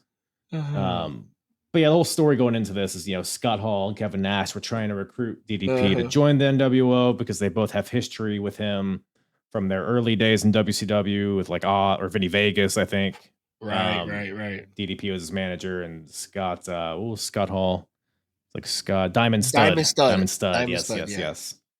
So he's got history with them. They're friends. They're like, hey, buddy, why don't you join us? And DDP's like, I don't need nobody. I only need myself. And then DDP, he really gave his answer, like we mentioned on Nitro. Gave Scott, he like put on the nWo shirt. Was like, I'm with you. And then he ringed Scott Hall in, gave him the diamond cutter, which is pretty significant because he didn't really see a lot of people getting one over on the nWo up to this point. So, we're going off of that. The match is going on. You see Sting in the crowd. We're still at this point where Sting is like, is he with the nWo or is he not with the nWo? He's like being mysterious. Very rafters. Oh, dark, foggy. Yeah. And was that Limp Bizkit or a bird? I don't know. It's a fine line. Yeah. It's just one of those days. That's I like the things you're saying to me. By the way, just a quick shout out to Scott Norton's shoulder breaker that he does. Dude. That's just like, there's no way Scott Norton is like a legit wrestler too. Like he was really good up until like doing the whole nWo stuff. Like he was big in Japan. Right? And he could really move in the ring. I don't know if he just decided to change his style to have a kind of like a big man, but he definitely could move with like the cruiserweights if he was allowed to. Right. Yeah. Arm wrestler. He's more of the arm wrestler than the whatever he was before that at this point. But DDP, it's a tornado DDT. Ooh. He's about to get the win, and then Buffy Baggs comes out leading the troops. So it's like him, Wall Street, like Vincent's there, like Bubba comes back. All the supporting cast comes out. Yes, they get in the ring. They're like, but the match is still going on. By the way, the bell hasn't rung. Buff is like, we want you to join the nWo. As if, did this asshole not watch Nitro? Like, I think he gave his answer. See what happened? He fucking laid out one of the leaders. Like, I think we know where he's at. And DDP's like, oh, you know what? Now that I've had time to think, I'll join the old nWo. He takes the shirt, puts it on, and does the same exact fucking thing he did to Scott Hall because Buff Bagwell's a stupid idiot. Right. Lays him out. And I think he lays out Norton too. No, he lays out Norton, not Buff, right? Norton. He lays out Norton. Obviously Buff. I think he hits like Bubba or something. I don't know. I know that he also got somebody else. He caused havoc. He stuck it to him, and then he skedaddled. Right. So it's a no contest, I guess. So it's like, what was the point of this match? This could have been a segment. Exactly. I mean, I did like how like he ran up there with the crowd and everything like that. Yeah. Which I thought that was cool. But then it's funny too, because then like as he's making his way to the top part of the arena where everyone's sitting, this big dude comes out of nowhere with the NWO shirt. I'm like, who is this? Another member? Yeah, no, recruit him. He turns around. It's just his security. So like even the security people of the arena are wearing NWO t-shirts. Well, if they're working the event, you know, it's NWO. Yeah, I get it. It's NWO security. You know what I'm saying? That's true. I think that was just Vincent up there. That's who you were looking at. So, whoa. Maybe not. I don't know. Well, the show moves on. And I know what you're at. You all you guys listening, you're like, I need more Miss NWO. Well, just because you asked. I want to know, would you be willing to dress up with Vince? And if so, what would you wear? I can't hear you. What would you wear? Again, this is probably the lady closest to the band. Which, by the way, this is from Peacock. I think they just like missed because they dubbed over the rest of it, but that you could actually hear the band here. Would you be willing to dress up with Vince? And if so, what would you wear? I can't hear you. What would you wear with Vince? Would you dress up? Sexy lingerie, something like that? Oh, sure. Why not? Okay, she's... Do you think she heard the question? I don't care. I'm done with menopause. What? That was the barrier to entry to having sex with Virgil. Oh. Sexy lingerie. Well, I mean, this is the senior section, right? This is the senior section still. So I want you to paint a picture for me, Juss. Okay. You see this lady? Yeah. Sexy lingerie. What does that look like? Be as graphic as you need to be. You seen Free Willy, right? Are we talking Free Willy or Free Willy? Free Willy. Okay, yeah. You know, with the whale and. Yeah. So picture her as the whale, then me above, like as the boy trying to guide her to come up, to jump over the. Yeah. So that okay. So maybe that wasn't the best interpretation. You know what? I can't think of any better answer. No, Fiona from Shrek, maybe. It's like she's in the. That's fucked up to say. I was about to say if she's like in between, going from Fiona to Shrek Fiona. You know what I mean? Like it's like she got stuck in the middle of the transition. Okay. And what would that word sound like? What word? The transition? Yeah, the transition from Fiona to Shrek. Shrek. Fiona? Fucking Fiona? Okay. I don't know. The hair is just not doing it for me here. I mean, this is just a bad rendition of Mrs. Doubtfire. But that's just me, though. And what shirt is she wearing? Actually, you know what?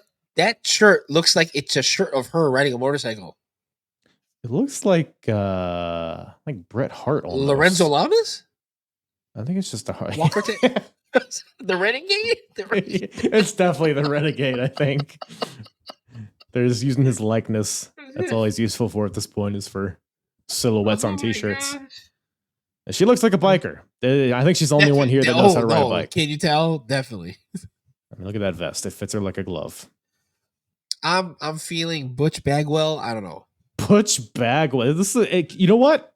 She actually looks like Judy Bagwell. Oh. Okay. Is this Judy Bagwell? I think it might be Judy Bagwell.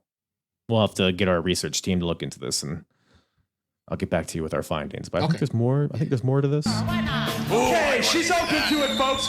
Let's move on. How you doing? It's contestant number 8, isn't it? Oh my. Now, you know that Scott Norton did not get the nickname Flash for any reason, you know. Now, I want to know, would you help Scott with his flashing problem, or would you just add to that problem? I'd hope I add to that problem. Okay, she didn't hear the question either. So if I'm interpreting this right, Scott Flash Norton, he doesn't come too fast. Hey, lady, would you make him last longer, or would you make him come even faster? Lady, it's the question. Was that the question? Okay, I wasn't sure what the context was. He's not Flash because he's premature ejaculating. Hey. Like what possibly could be the answer? Oh, like, no, I'll extend his coitus time. What the felicity is going on here? I'm not mad at it, to be honest. You're not mad? Okay. All right. No, I mean, right. I'll rock with you. I'll rock with you. Look, I'm not the judge of Miss NWO, but she's a lead contender, I would say. Not that the field is. Oh, okay. You would. So the rest of them are just outsiders. You and your words, the words that come out of your mouth, they just get me right in my cockles. Thank you very much. Oh boy! Speaking of outsiders, speaking of outsiders, we got the outsiders, the tag team champions of the world, Kevin Nash, Scott Hall, taking on the Steiner brothers, Rick Steiner and Scott Steiner. Now, your mind's been on this match for the past half hour. For two matches. I'm sure you're eager. You're an eager beaver to get into this hot action. I don't have a lot of notes on this. It's a very long match for no reason. Uh-huh. That's pretty much all I got. You know, the thing is, like, okay, obviously this is like one of like the must watch matches, right? Because it's outsiders, the Steiner brothers. Yeah. And you think that they would have good chemistry, but they just don't, right? Now, Right. I do think that the outsiders are a good tag team. I don't know if the Steiners, because if they were in WWF, I know they were WWF at the same time, but I don't think they ever wrestled together. They did early on, like early Did 90s, they? I think. Yeah. Okay. I think it was brief, but they did. They never really. I don't think they had like a significant run there or anything, but I definitely just like seen a clips of one-off, them. like on a Raw or something like that, or Yeah, superstars, whatever the hell. Yeah, they yeah, superstar, yeah, Action Zone probably. I don't know. Action Zone, yeah. But like, I don't know. It just seemed like the match would go a lot faster. It just did not. It just like was kind of slow, kind of mechanical at some points. Mm-hmm. I will say that Scott Hall seemed like he was the workhorse for the outsiders. He was in there a lot, and he was taking a lot of beating, especially from Scott Steiner. They picked him up a couple times, did a suplex on him, and it's like only one suplex and maybe a backdrop was done to Kevin Nash, and then he goes back to the ring and tags out. It's like one bump a night, brother. Yeah, that's all you're getting for from me. real. For real. And I was mentioning before that Kevin Nash just loves giving sidewalk slams, you know. Loves it. Yeah, like you said, it didn't pick up till the end, you know, and I thought like Scott Hall hit it very nice, you know, razor's edge. The finish was pretty creative because like you said, it was like the outsiders were beating up on Rick Steiner for what seemed like the first like 15 minutes of the match. Right. It was just very like generic tag team heel cut off the ring type of deal. Felt like it just dragged on too long. But then once Scott got in there, like you said, he's throwing people left and right, you know, he's suplexing Nash and Hall. Yeah. Which, you know, is just a sight that you don't see a lot. So it was cool to see. The crowd's into it. His offense at this point is pretty exciting. Yeah, he hits that pump handle, that double chicken wing pump handle power bomb. I don't know what it's called, but like Tiger power bomb. Yeah, Tiger power bomb, and he does it on Scott Hall, who's that's a big dude. He's a big boy, yeah. That's a big boy. And I just thought it was so funny, the timing with freaking John Lovitz coming out and saying, like, I'll be the ref and I'll count the 1, 2, 3. I don't think that was John Lovitz. No, that wasn't John Lovitz? Oh. I'll have to review the tape. I don't think that was John Lovitz. Okay. It was what the Joe Pesci. Randy? Joe Pesci? What's his fucking name? Randy Anderson. It kind of did look like Joe Pesci a little bit. Is it Randy Anderson? It's the referee that ended up passing away. I don't know, but man, I know this is 96, but man, that outfit was stuck in like 84, man. The cashmere turtleneck with the dress pants. It's just casual wear. What do you wear to the wrestling event, Juss? It's a night on the town. It's Saturday night in Cedar Rapids. Is that what you have to appropriate attire? Gonna put on my freshest slack. Yeah, look, it's improv. It's like an undercover referee.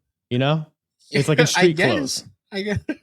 It's like he's not prepared to referee, but like if he needs to referee, but then he taps. What's his name? Rick Steiner, Scott Steiner, or Rick Steiner, whatever. Whoever is the weird one that said he doesn't like trans people.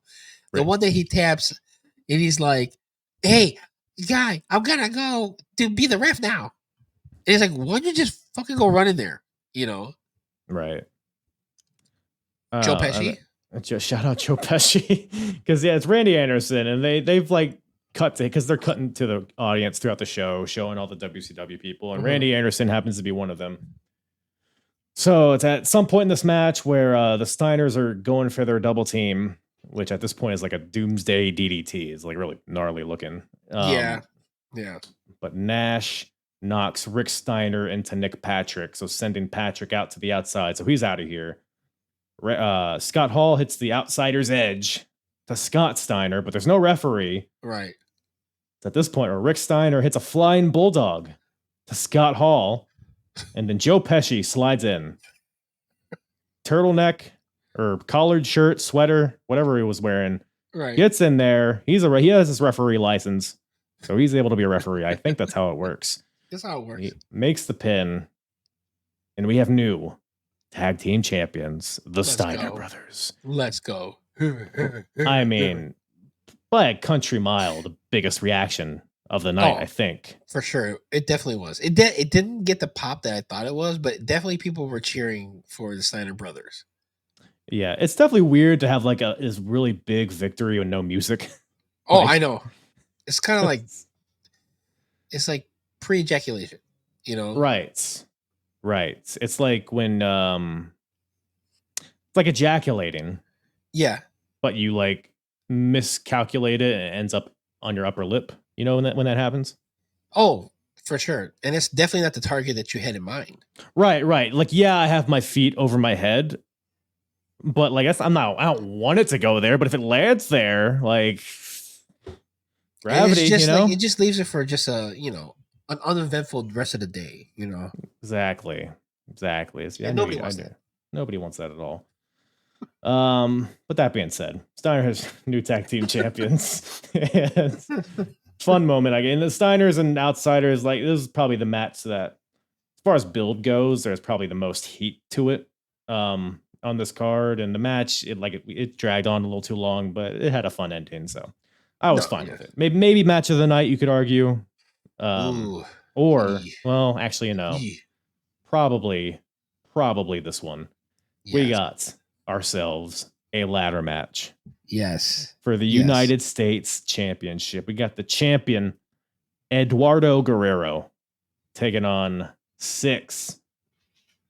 Eddie Guerrero, X-Pac in a ladder match. I mean, there's no way this could be bad.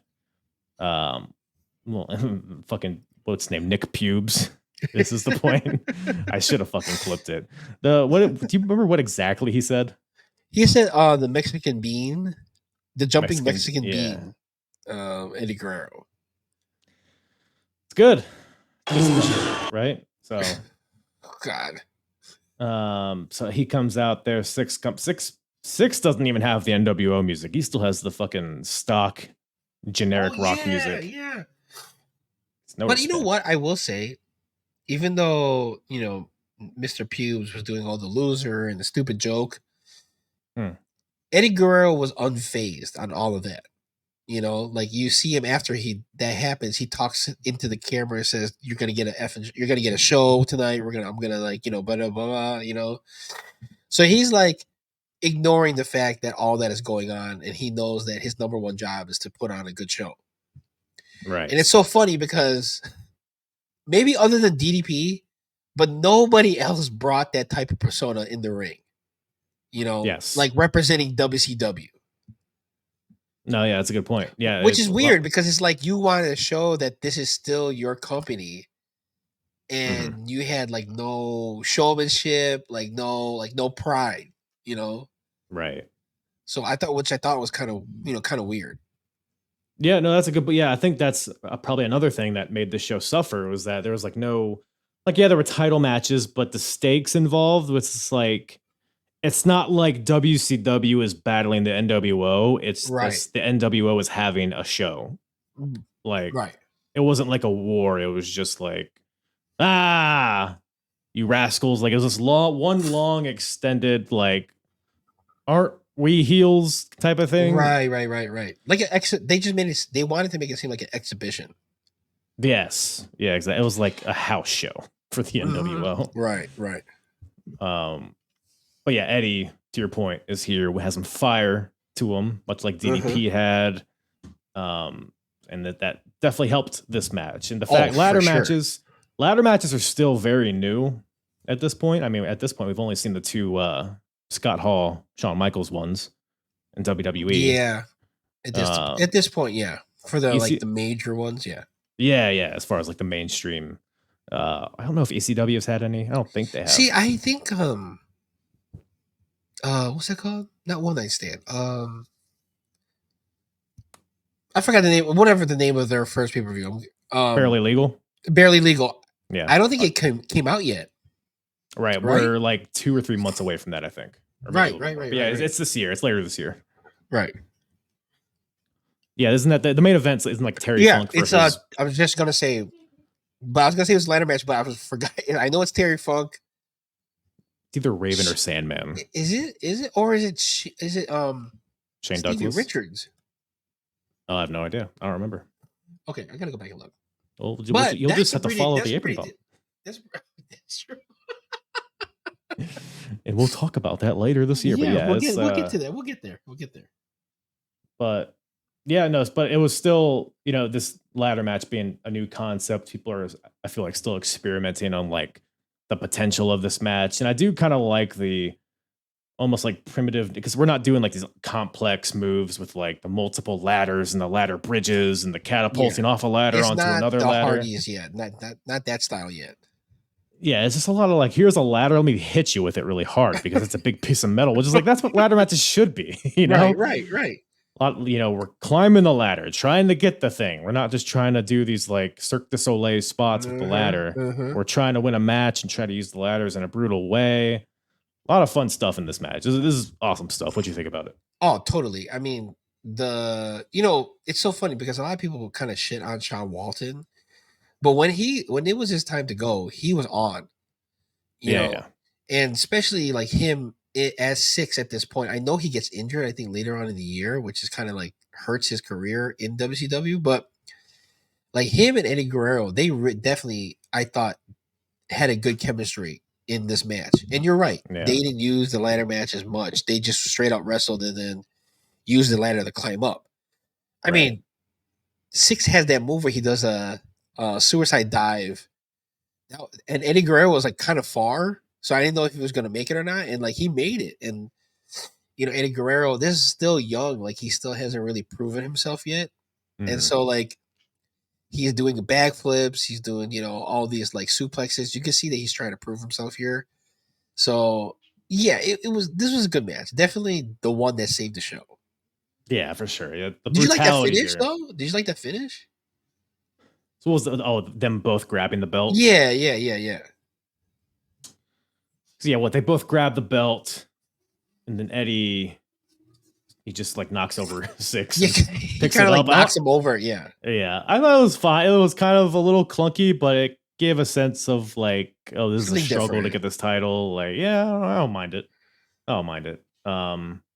But yeah, I mean, I have one question. Did 1, 2, 3 Kid ever do the Bronco Buster? Because I think so. I think this match might have had the first Bronco Buster. Oh, you know what? I never thought about that. You're probably right. I know I want to say he started it as Syxx, but it didn't become what it became until obviously it was in D-Generation X. Right, because I've been watching the Nitros. I don't remember him doing it on a Nitro. Maybe he busted it out on a fucking Saturday night or Yeah. No, you're whatever probably right. That probably was the first Bronco Buster. very early Bronco Buster. So that was fun. Hey, That was some fun stuff. come on, let's get some Broncos going. Yeah, And again, singlet mania. 2 guys wearing singlets here. Is that what they're fighting? It seems like they're fighting for some championship gold, but in reality, it's battle of the singlets. Who has the best singlet? Who has the best singlet? It's not called a doublet. It's called a singlet. There can only be one. You know what I'm saying? You smell what I'm cooking? Oh, I smell it. I dig it.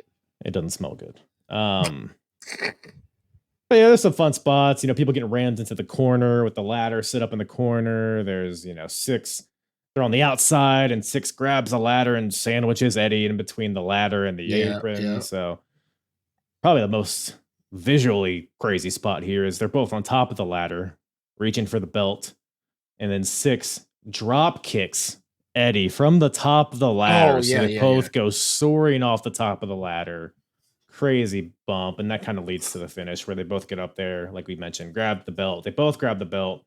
Belt falls to the mat, but Eddie ends up getting it first, so he is still retaining the U.S. Championship. So, and then cool shot of Eddie takes the belt. He celebrates in the crowd, even though there's no music. It's a really cool visual of that. So, oh yeah, it's still cool. Yeah. This, like you said, it's definitely saved the show. I don't know if it was enough to save the show, but it definitely was by far the other thing too, before we move on to the next one, the pace in this one was nice too, because they were pretty quick. Yeah. Versus like all the other matches were kind of slow and methodical. Right. So. Yeah. Nick Patrick didn't really have a part in this either because it's a ladder match, so there's only so much he can do, and that kind of hindered. Even though it was like kind of funny in the previous matches, is like now we have like a viable, Eddie can win this. It doesn't have a referee interjection. Right. So good. Shout out both those guys. Definitely match of the night. Shout out. Well, we gotta put a bow on this bad boy. Everybody's waiting, guys. Who is Miss nWo? We don't need to go through the whole fucking. No. I do actually want to. So I got. Let's go. We're here. This is why we're here. The question. The question: who are the? We've heard these ladies give terrible answers, but we don't know anything about them. Mm-hmm. Let's learn, shall we? So we got these. They got these like tail of the tape graphics for all these are pictures, but like the actual, on the pay-per-view, they come out, they do an awkward little dance, and then they walk back, which is might be the most cringe part of this whole thing. But we got Miss Rachel here, 5'5". We got her measurements, which is just Do you know what those? I don't actually know. It's like bust, waist, and glutes or something, right? I think so. Yeah. So chest, waist, and then thighs, hips. I don't know. Call in if you know. Eyes, blue. Occupation, account banking specialist. Okay. Sexy. Okay. Hobby, training Rottweilers. Easy now. Easy, Miss Rachel. Okay. Not too bad. Not too shabby. Chewing bones, all right.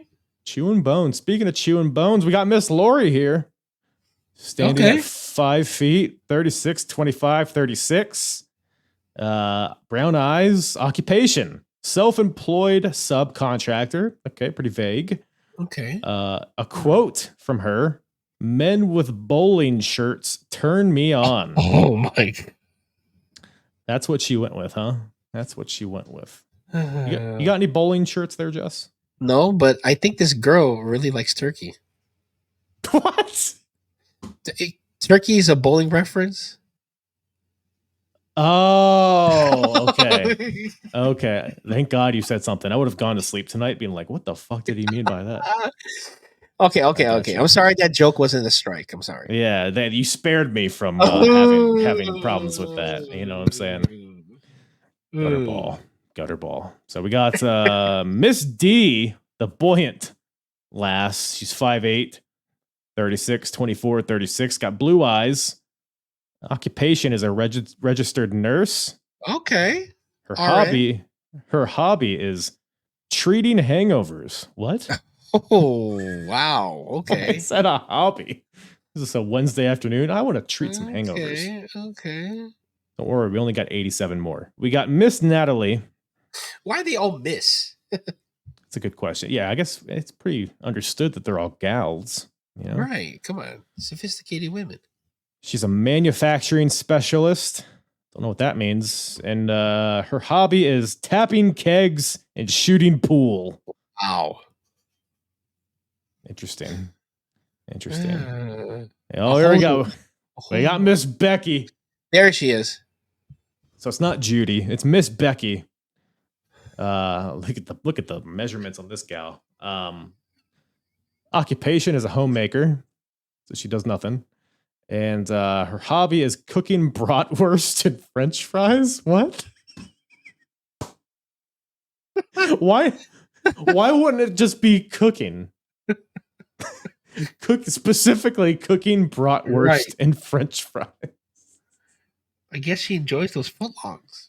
Okay, easy. Miss Becky is a saint. Miss Illa? Miss Isla. Okay. Putts and semi-retarded. She's semi-retired. Oh, wow. And her hobby is detailing pickup trucks. Yeah, that checks out. That checks out. Okay. Got some dunk in the trunk? Got some dump in the trunk? Yeah, you think so, Miss Mary? I don't know, 40, 34, 38. I guess so, huh? Says something. We got Miss Mary. She's a grain inspector. A grain inspector. What is that? She inspects grain, Juss. Are you not paying attention? I don't know. I thought just kind of irks my soul now, you know? I botched that. So, okay, go ahead. No, you nailed it. A quote of hers is men in leather and flannel. Get my motor running. Wow. She likes Marilyn Manson. Oh, yeah, you could tell. Two more. Whoa, We got what's going on here? Miss Mary. She's excited. Also a grain inspect. Wait, these are the same. What? Hold on. It's the same profile. Oh, they have the same name too. Oh God damn it. Which one is the real Miss Mary? God damn it. We'll never know. We'll never know. Something about Mary. I like it. Marry me, huh? Miss Jody. Miss Jody. She's a shipping and receiving clerk. Oh, I bet. Why do you say that? Huh? Something about just like packages. Yeah, I bet, right? Her hobby is bowling and playing the lottery. Jesus Christ, that is a homeless person hobby if I've ever heard one. Well, that's the field. That's the fabulous God. 10, fabulous 10, tremendous 10. You know? Tenacious 10. That's our tenacious 10. Come on, let's go. They dragged, man. If you think that was drug out, watching this live, it was just brutal. They all come out, they do their little dance, and we don't need to watch the entire ceremony. But the award was this Miss Linda. Is that the winner? No, Miss Becky. Isn't it Miss Becky? Yes, Becky. At some point, Eric Bischoff. Yep, hold on, I almost skipped over it. Eric Bischoff makes out with Miss Becky. Pyro goes off in the background, and then they give her flowers and a tiara. Right at some point, a sash. Miss nWo. Hey. It's Miss Becky.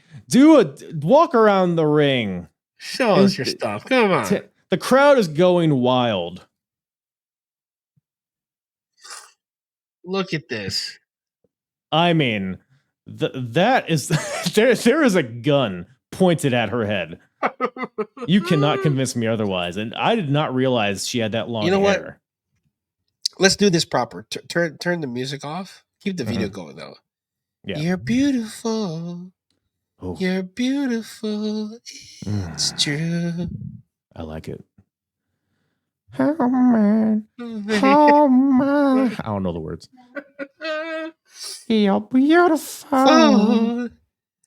You're beautiful. You could tell angel. she's just overcome with joy. She's brimming Oh yeah, she is with She is. emotion. Look at her. She's dreamt of this moment Miss her whole life. nWo, ladies and gentlemen. Come on. They got a throne for it's a toilet. I didn't know. No, it's not. No, it's not. Stop. Is it? Bro, it's a fucking black toilet.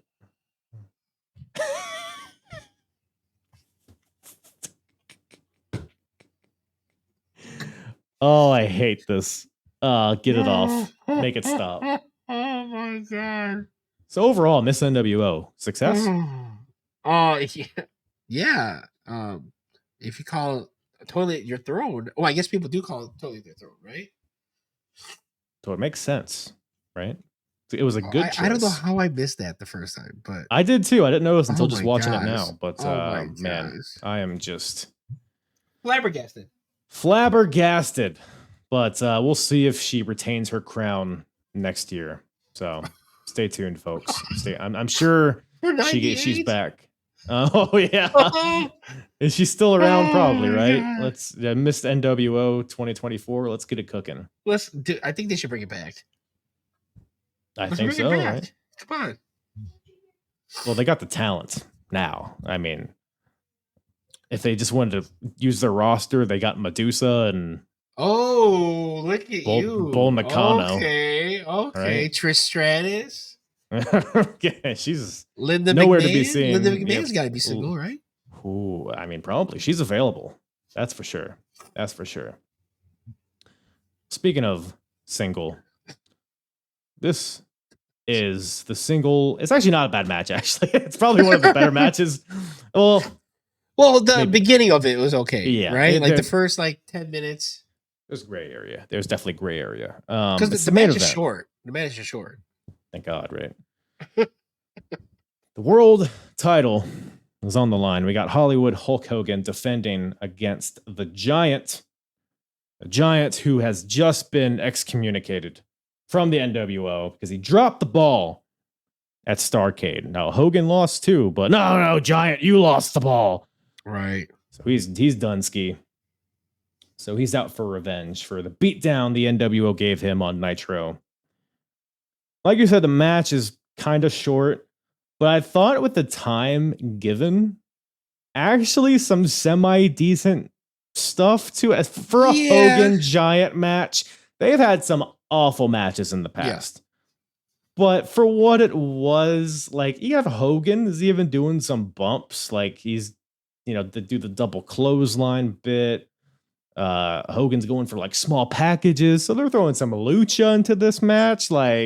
Yeah, they had some arm dragging, Giant goes for a top rope elbow. Oh, dude, that was crazy. It was, and he missed. Thank God. And Hogan's using powder to the eyes and all that. Oh shit, my right? gosh, he took from the bike, right? Probably. Bike dust, bike powder. Is that a thing? Do you powder your bike? Bikers, call in. Let us know. Yeah, come on. We need to know. Miss Becky's not helping us. Well, I think Hogan and Giant. I think this dynamic of the Giant being the babyface and Hogan being the heel works. Yes. As far as these two wrestlers, because they've switched it up, in '95 and it was dog shit. This was fine. Maybe it's just because everything else on the show was so bad. Was so bad. Maybe I'm just so happy that the Miss NWO is over. I'm like, God damn, finally. What do you think of this match? My thought was it's so great to see Paul White in his younger days really athletic, right? Because you always most of the people know him as Big Show, right? Right. They just see him moving around kind of clunky, but in his younger days, you saw how easy it was to get to the top rope. You saw that he can move a lot quicker. He's a little more agile. Definitely a lot more athletic, right? During that time period. I think he's still kind of green because there's a couple times that he grabs Hulk really wrong. He's trying to shake him, but he grabs his shoulders instead. Mm-hmm. But overall, not bad. Not bad. I would say definitely a C+. The beginning part of this match. Yeah. Yeah, the not beginning bad. part. Yeah. We're only talking about the beginning part. Yeah. And then it goes off the rails because Hogan hits the boot onto Giant. Giant no sells it, which is cool. I mean, he's a giant. Of course, he's gonna no sell it. Hogan slams the Giant, just like Andre. Yes. Gives him the leg drop. Giant says, "Not today, sunshine." Gets right up. His hatred for Hogan. He's not going to let one goddamn leg keep him down. He pops up, choke slams Hogan, makes the pin. We're going to have a new champion, but oh wait, Nick Patrick is the goddamn referee, so he just doesn't count, which, of course, fucks up everything. We need to have, why not make like Roddy Piper the referee, or like make some neutral, like, keep Randy, keep Joe Pesci in there or something, right? Nick Pubes, what's he doing? He's done for the night. Throw a referee shirt on him. So Giant Patrick doesn't count. So Giant choke slams Nick Patrick. Buff Bagwell's in to save the day. Nope, he gets choke slammed. Come on. Then Vincent choke slammed. Wall Street choke slam. Bubba Syxx choke slammed. What? And so Giant single-handedly destroys the entire NWO until he gets a guitar to the back from Hogan, which Eric Bischoff is like on commentary, and he's like, "I gotta help him. I gotta help Hogan. I gotta help Hogan." And he comes and brings this broke-ass Gibson guitar. I missed that. To Hulk Hogan, and he tells him, here's the guitar. Use it. So he uses guitar once, and I don't think it breaks fully the way that he wanted to. Mm-hmm. So he hits him again. So he's out. And then out of nowhere, here comes this wooden chair. Dude, if we haven't used enough wood already, Right. Oh, this fucking balsa wood chair that just shatters over the back of the Giant. Cool visual, I will say that. I mean, it's because it breaks into pieces, right? Splinters. Nobody wants that, right? Oh no, come on now. So the match is still going on, by the way. So the whole NWO, they capitalize on this chair shot. They beat down the Giant. Hogan spray paints the Giant's back. NWO. God. And then that's it. There's no bell. Yeah. No disqualification. No Hogan pinning him. Not even like unofficial, like he like counts himself or something. No, it's just ha ha ha ha. You like that? And like they're doing the ha ha ha, and then they have the camera right in the face, the pole camera thing, like right. So that's what I was trying to do there. Trying to, like reenact that. Okay, all right. It's like I was there. And I hope the viewers get that as well. They enjoy it. It's so funny because like this version of NWO, I just realized what I used to call it. I used to call it the college brochure because it looks like a college brochure, right? You have all the different, ethnicities represented. You got Masachono in there. You have Hogan, all that. Like what a college brochure looks like, diversity. You're not wrong. They need a disabled, so maybe get Zach Gowen in there or something. And probably some other things. But then that, times change, and but yeah, at the time that's what it was. Brochures change, and bro, sure, Hey. Well, so that's how the show ends. It ends very underwhelmingly. It ends flat. It's not even like anticlimactic because there was no climax to be had. Like any climax that was inside me left me when Eddie and X-Pac were out there. So I was just empty balled and definitely when Becky showed up, Miss Becky. Definitely that's definitely that time. Respectfully. Blood was pulsating when Miss Becky was strutting around the ring, looking all terrified and whatnot. Oh god. Sitting down on our toilet. But yeah, that's Sold Out 97, man. Very just a weird show.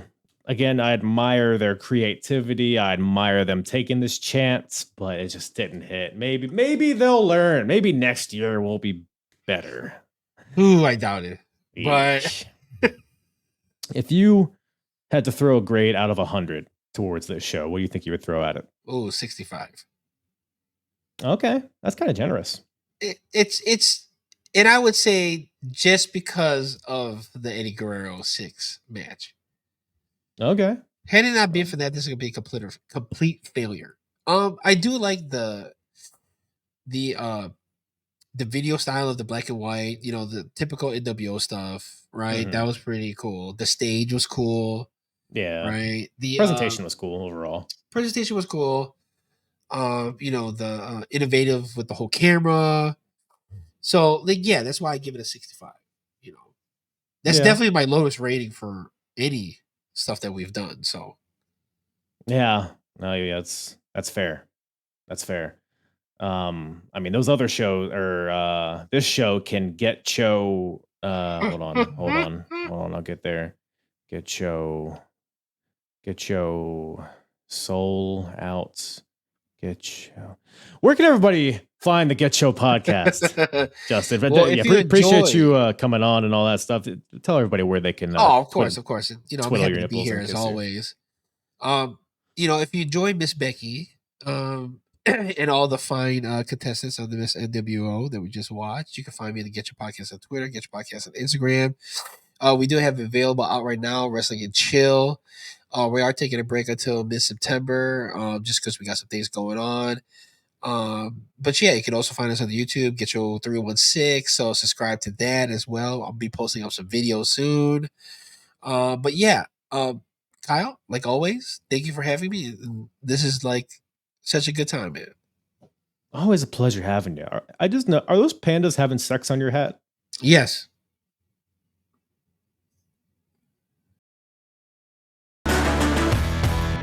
Once again, thank you to Juss from the GETCHO podcast for joining me once again on this lovely, lovely show, Sold Out 1997.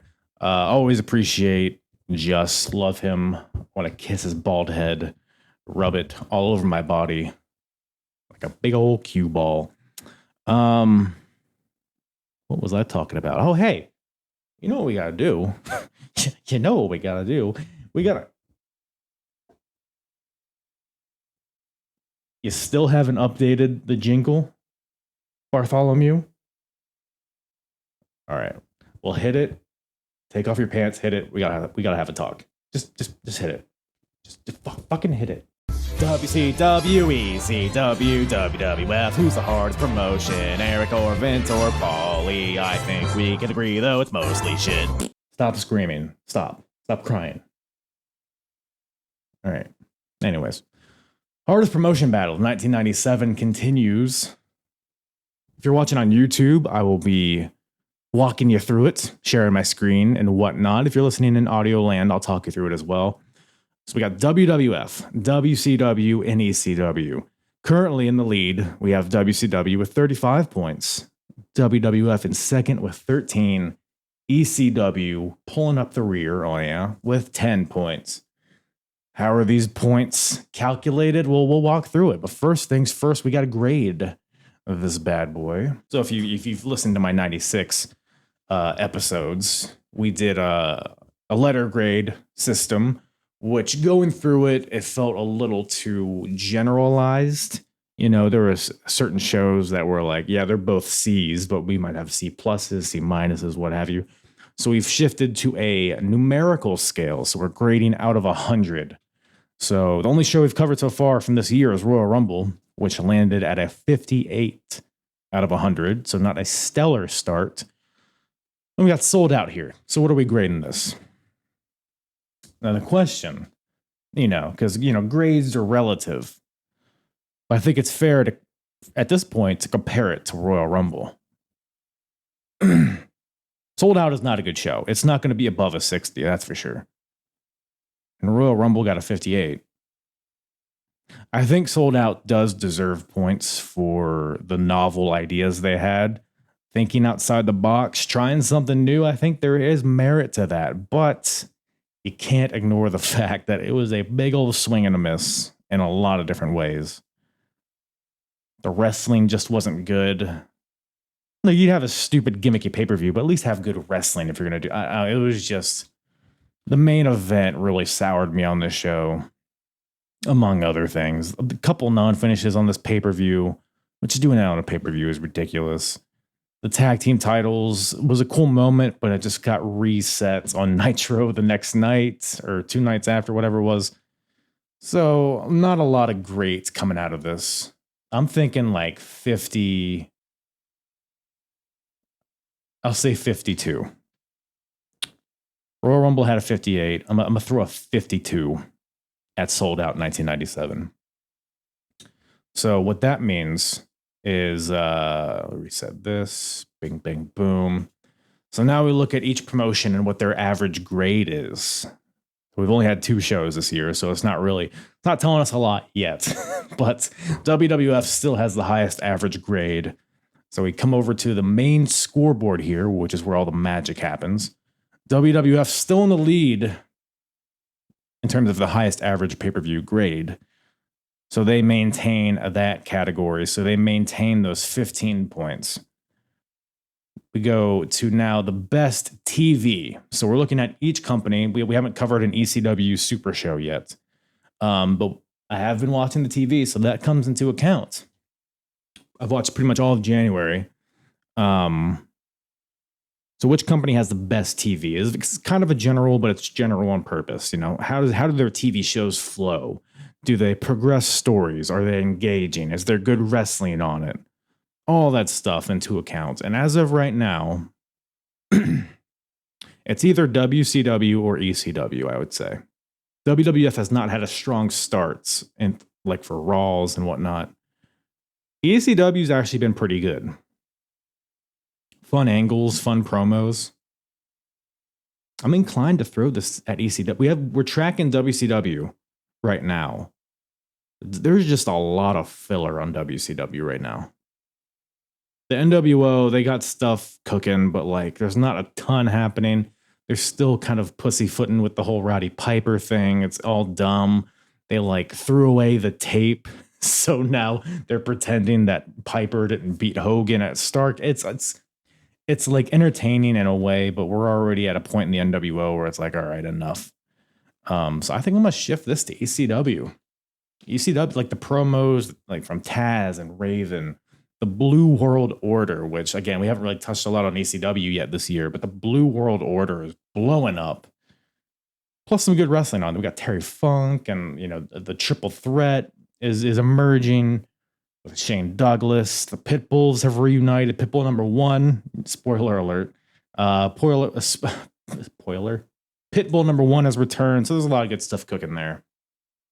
Not a lot of good TV around among the 3 companies at all, but I would say ECW is probably the best as of right now. So we're going to go with that. Best in-ring.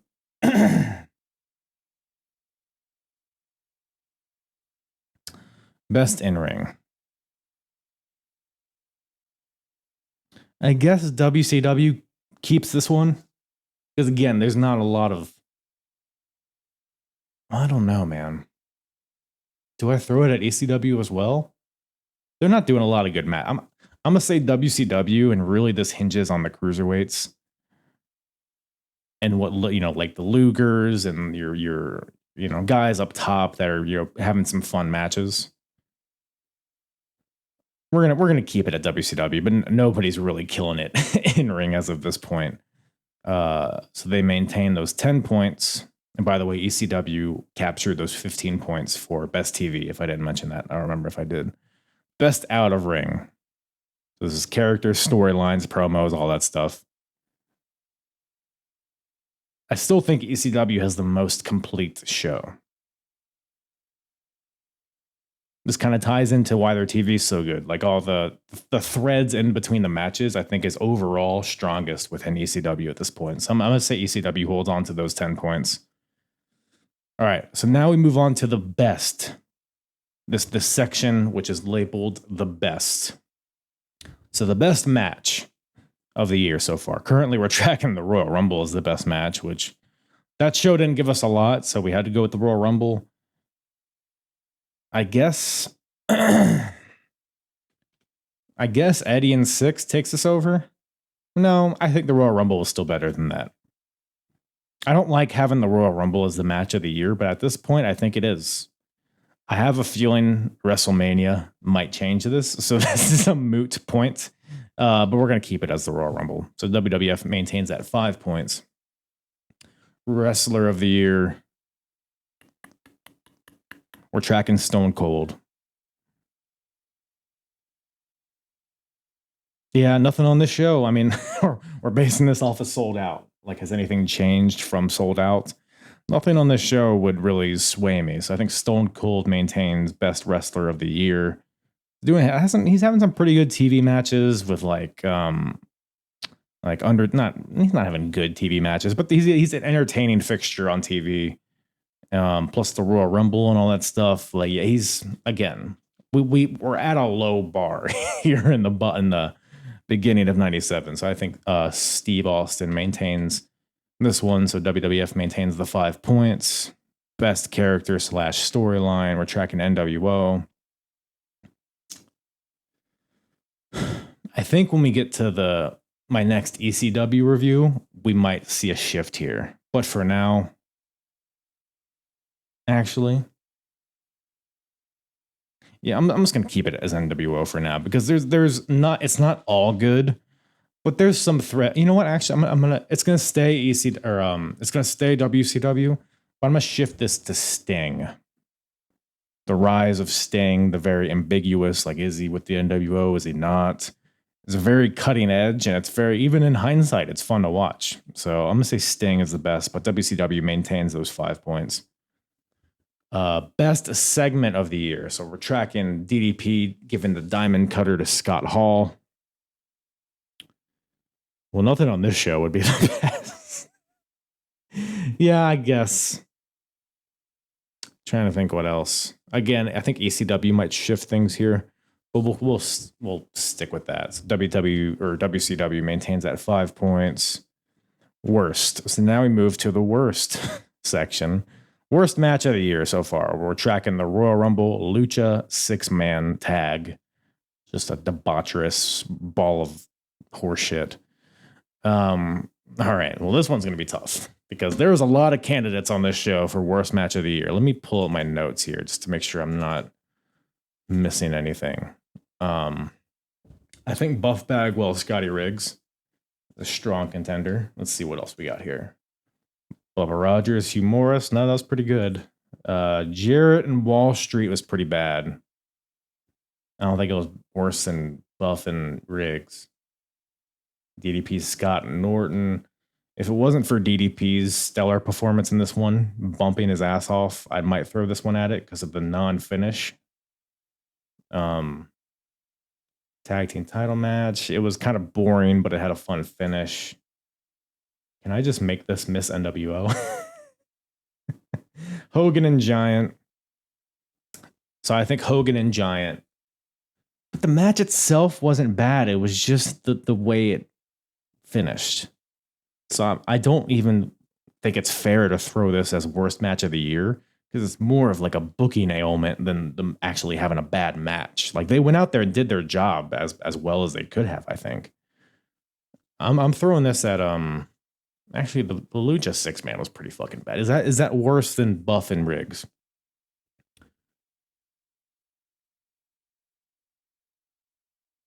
Damn. That's close. It's close.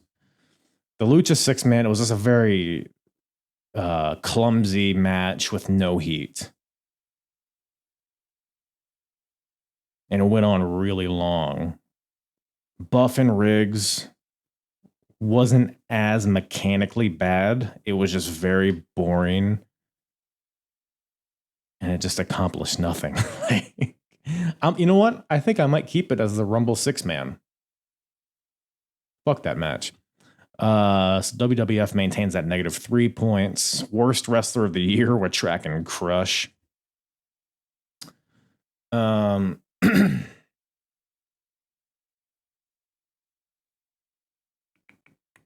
Again, just looking through my notes here. Worst wrestler. Worst wrestler.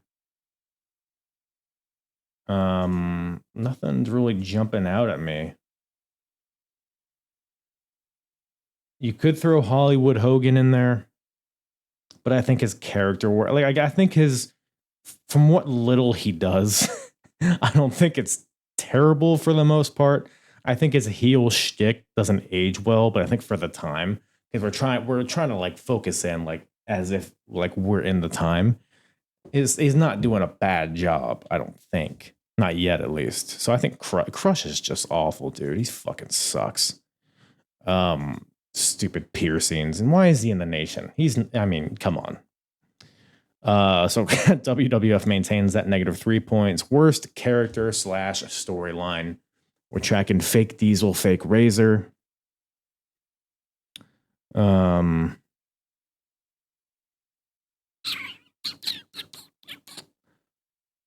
feel like they haven't really been on TV. Did they just give up on them after the Rumble? It seems like it's fading away, so I'm inclined to take them off. Worst character / storyline. Again, let me consult my notes. Ooh.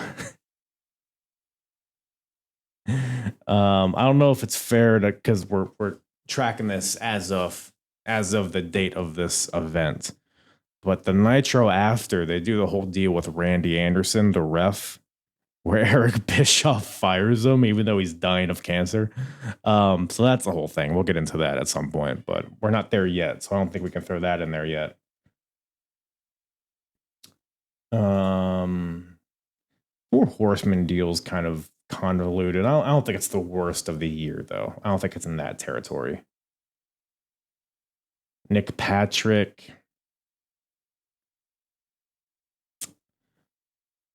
I think I might throw Nick Patrick in here, man, just because he just gets in the fucking way.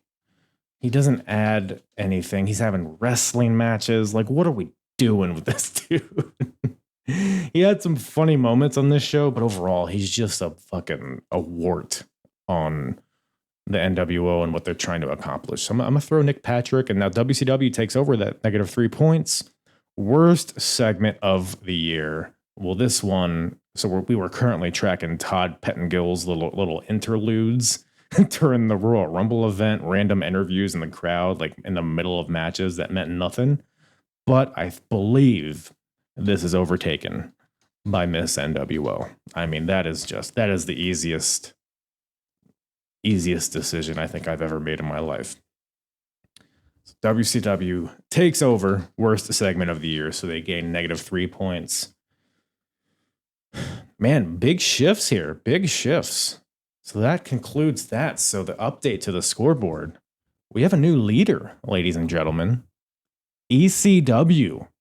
Somehow, even though we haven't covered a pay-per-view yet, they are in the lead with 25 points. WWF in second with 19 and WCW with 14. So we had a complete shift. WCW was in first. Now they're in last place, but we're still early in the year. You know, we're still kind of setting the table for this scoreboard. So a lot of these shifts are going to happen a lot. So, but of course, lots of year to go and lots of kisses to give you. Appreciate you guys tuning in. That about does it. That's about all Daddy has for you today. Appreciate you guys tuning in. Love you all. Like the podcast, review the podcast, give me a like, give me a subscribe, kiss me on the nipple until it's turgid. Do all of those things. And with that, I'll bid you adieu.